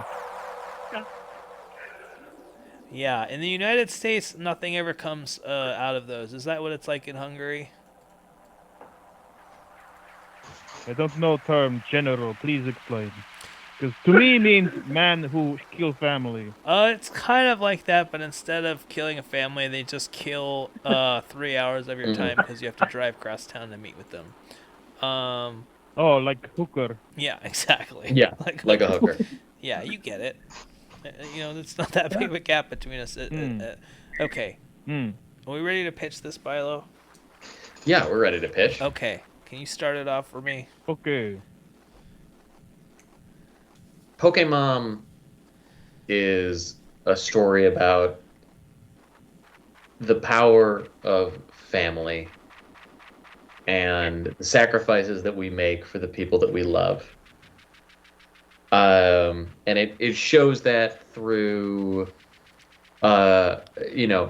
through comedy. It's a funny show with a lot of heart. That's right. It's a multicam sitcom with a lot of heart combined with an animated Rick and Morty type world. So you get to experience 2 kinds of humor in one. A family-friendly show, but also some of the more edgy comedy that the younger males are into. So because we have this group of teenage boys who have been turned into CGI skunks. Yep. And this is a real Bechdel test passing show. You know what I mean? We're led by 2 strong women, Sharon and Suzanne, and they've both got their own ambitions and dreams. Okay, what is logline of show? I want to have Philo attempt to do a log line again because I last don't time it was I 3 don't really words. know what a log line is. A log line is like it's like a 2-sentence summary of the show. A 2-sentence summary of the show. To try to pique somebody's interest in it. Hungarian producer, could you give us a log line of one of the shows you've produced? Yeah, like Hungarian Seinfeld. Well, I could that give has you a a log famous line log of this line. show. It was written in chat an hour ago, but I think everyone ignored, but it was given freely. Oh, a small no. I business mean, single mother tries to prop up her failing poke shop, even though the universe itself wants her to fail. She and her family shake their fists against fate, never quite losing, but never quite winning either. Oh, that show has changed, but that is example of logline. Yeah. Something. A hard on her luck single mother does everything she can to save her fledgling business and return. Keep her family together in spite of magical obstacles. But little does she know that they are trying to do the same thing for her at the same time. Think. Perfect 1 a.m. logline. Thank There we you. go. But look, now you have one. Isn't that great? Beautiful. It is great. What was the Good log job, line boys. for Hungarian Seinfeld? Wasn't it a show about Hungarian nothing? I thought that was really good.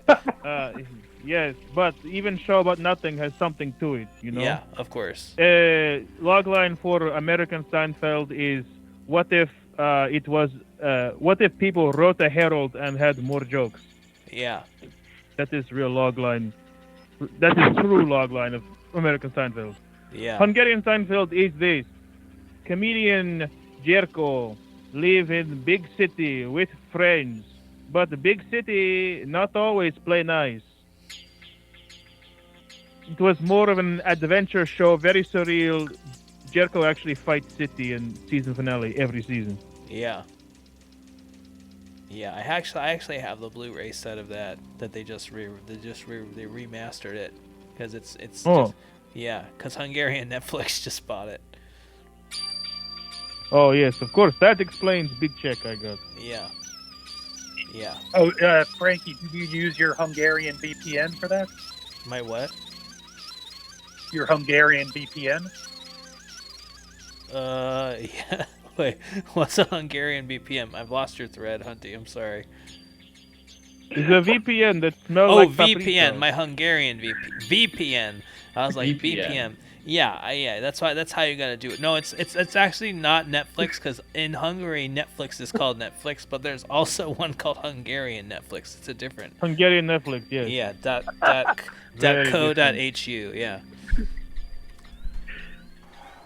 Yeah, you may be interested in this, Hungarian producer. I'm sorry, I don't want to mispronounce your name, so I won't say it. I worked with Lajos Koltai, the famous Hungarian cinematographer. Whoa. He and I were very close for a few months.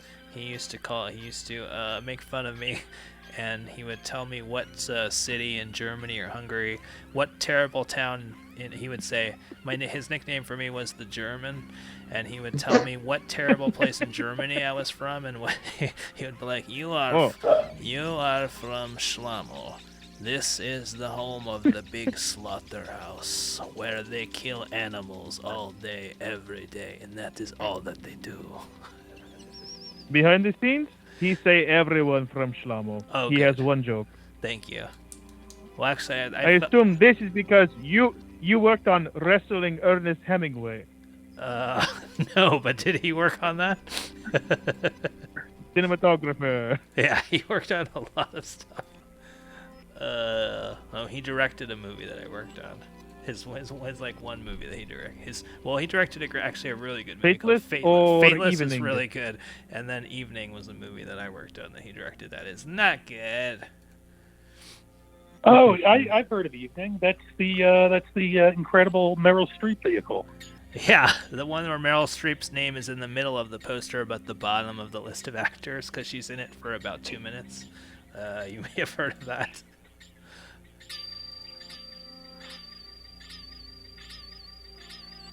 Anyway. Also star Barry Bostwick. Yep, Barry Bostwick. For some reason. Yeah, Barry Bostwick is in there. He plays a drunk dad in one scene. Yeah, Toni Collette, Claire Danes, Vanessa Redgrave, Patrick Wilson, the dumbest person I've ever met. Anyway. Really? Very dumb person. I didn't say that. He's great. How so? Sorry. Anyway, how are you feeling? I know this is you said a 1 a.m. log line, but how are you feeling? Yeah. Look, you sat down, you focused eventually after wasting enormous amount of time. Yeah. Fair. And got outline done. So, what can I say but good job, boys? Oh, Thank you. Thank you. That means a lot coming from somebody with the background that you have. Yeah. Oh, thank you. We did waste a lot of time, though. We did. But you know what? Pokémon's got legs. Pokemon, you know what? And it's got a tail. You know how to You know what I use them. mean? Yeah. A T-A-L-E. Yeah, that's right. Yeah, she have sex in the asshole. Yeah. Oh, Yeah. I mean, we're open to that. If that's you think that would help, yeah. That will be in the Hungarian adaptation, Yeah. I promise. Yeah, probably be in black and white and very slow. correct.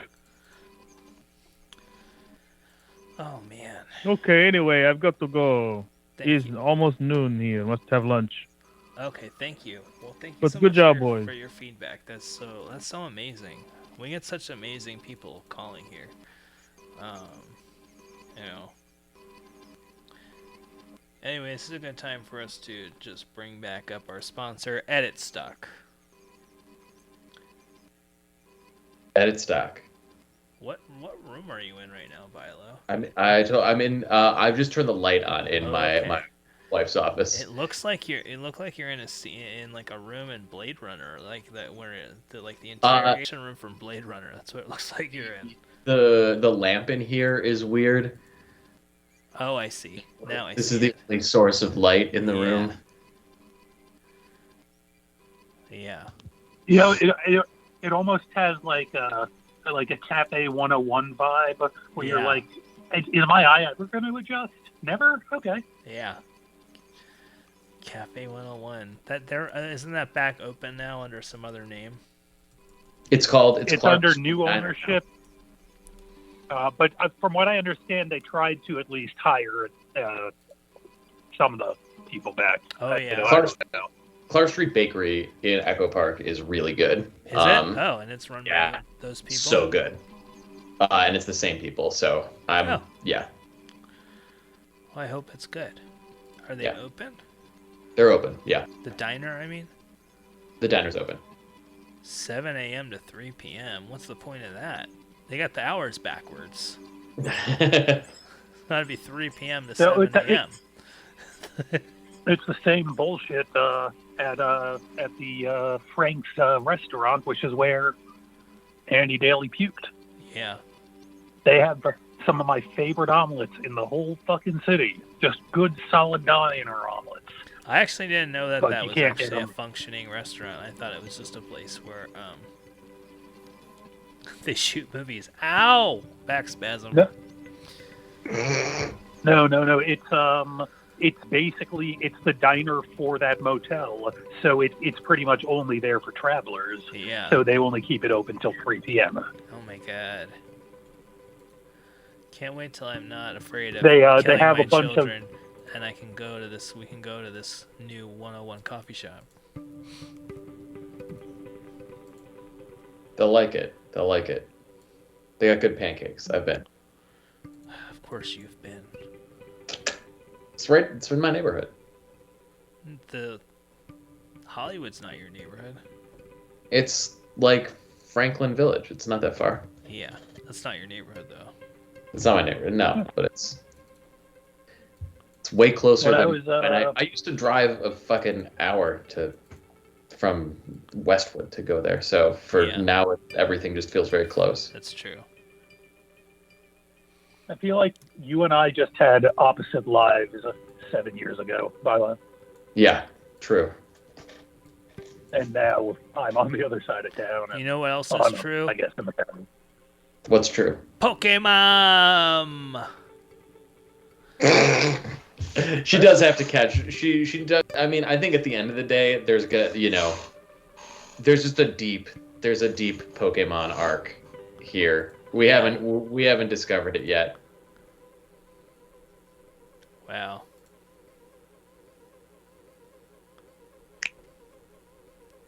Oh, wait, hold on. I did this wrong. There it goes. I'm gonna start it over.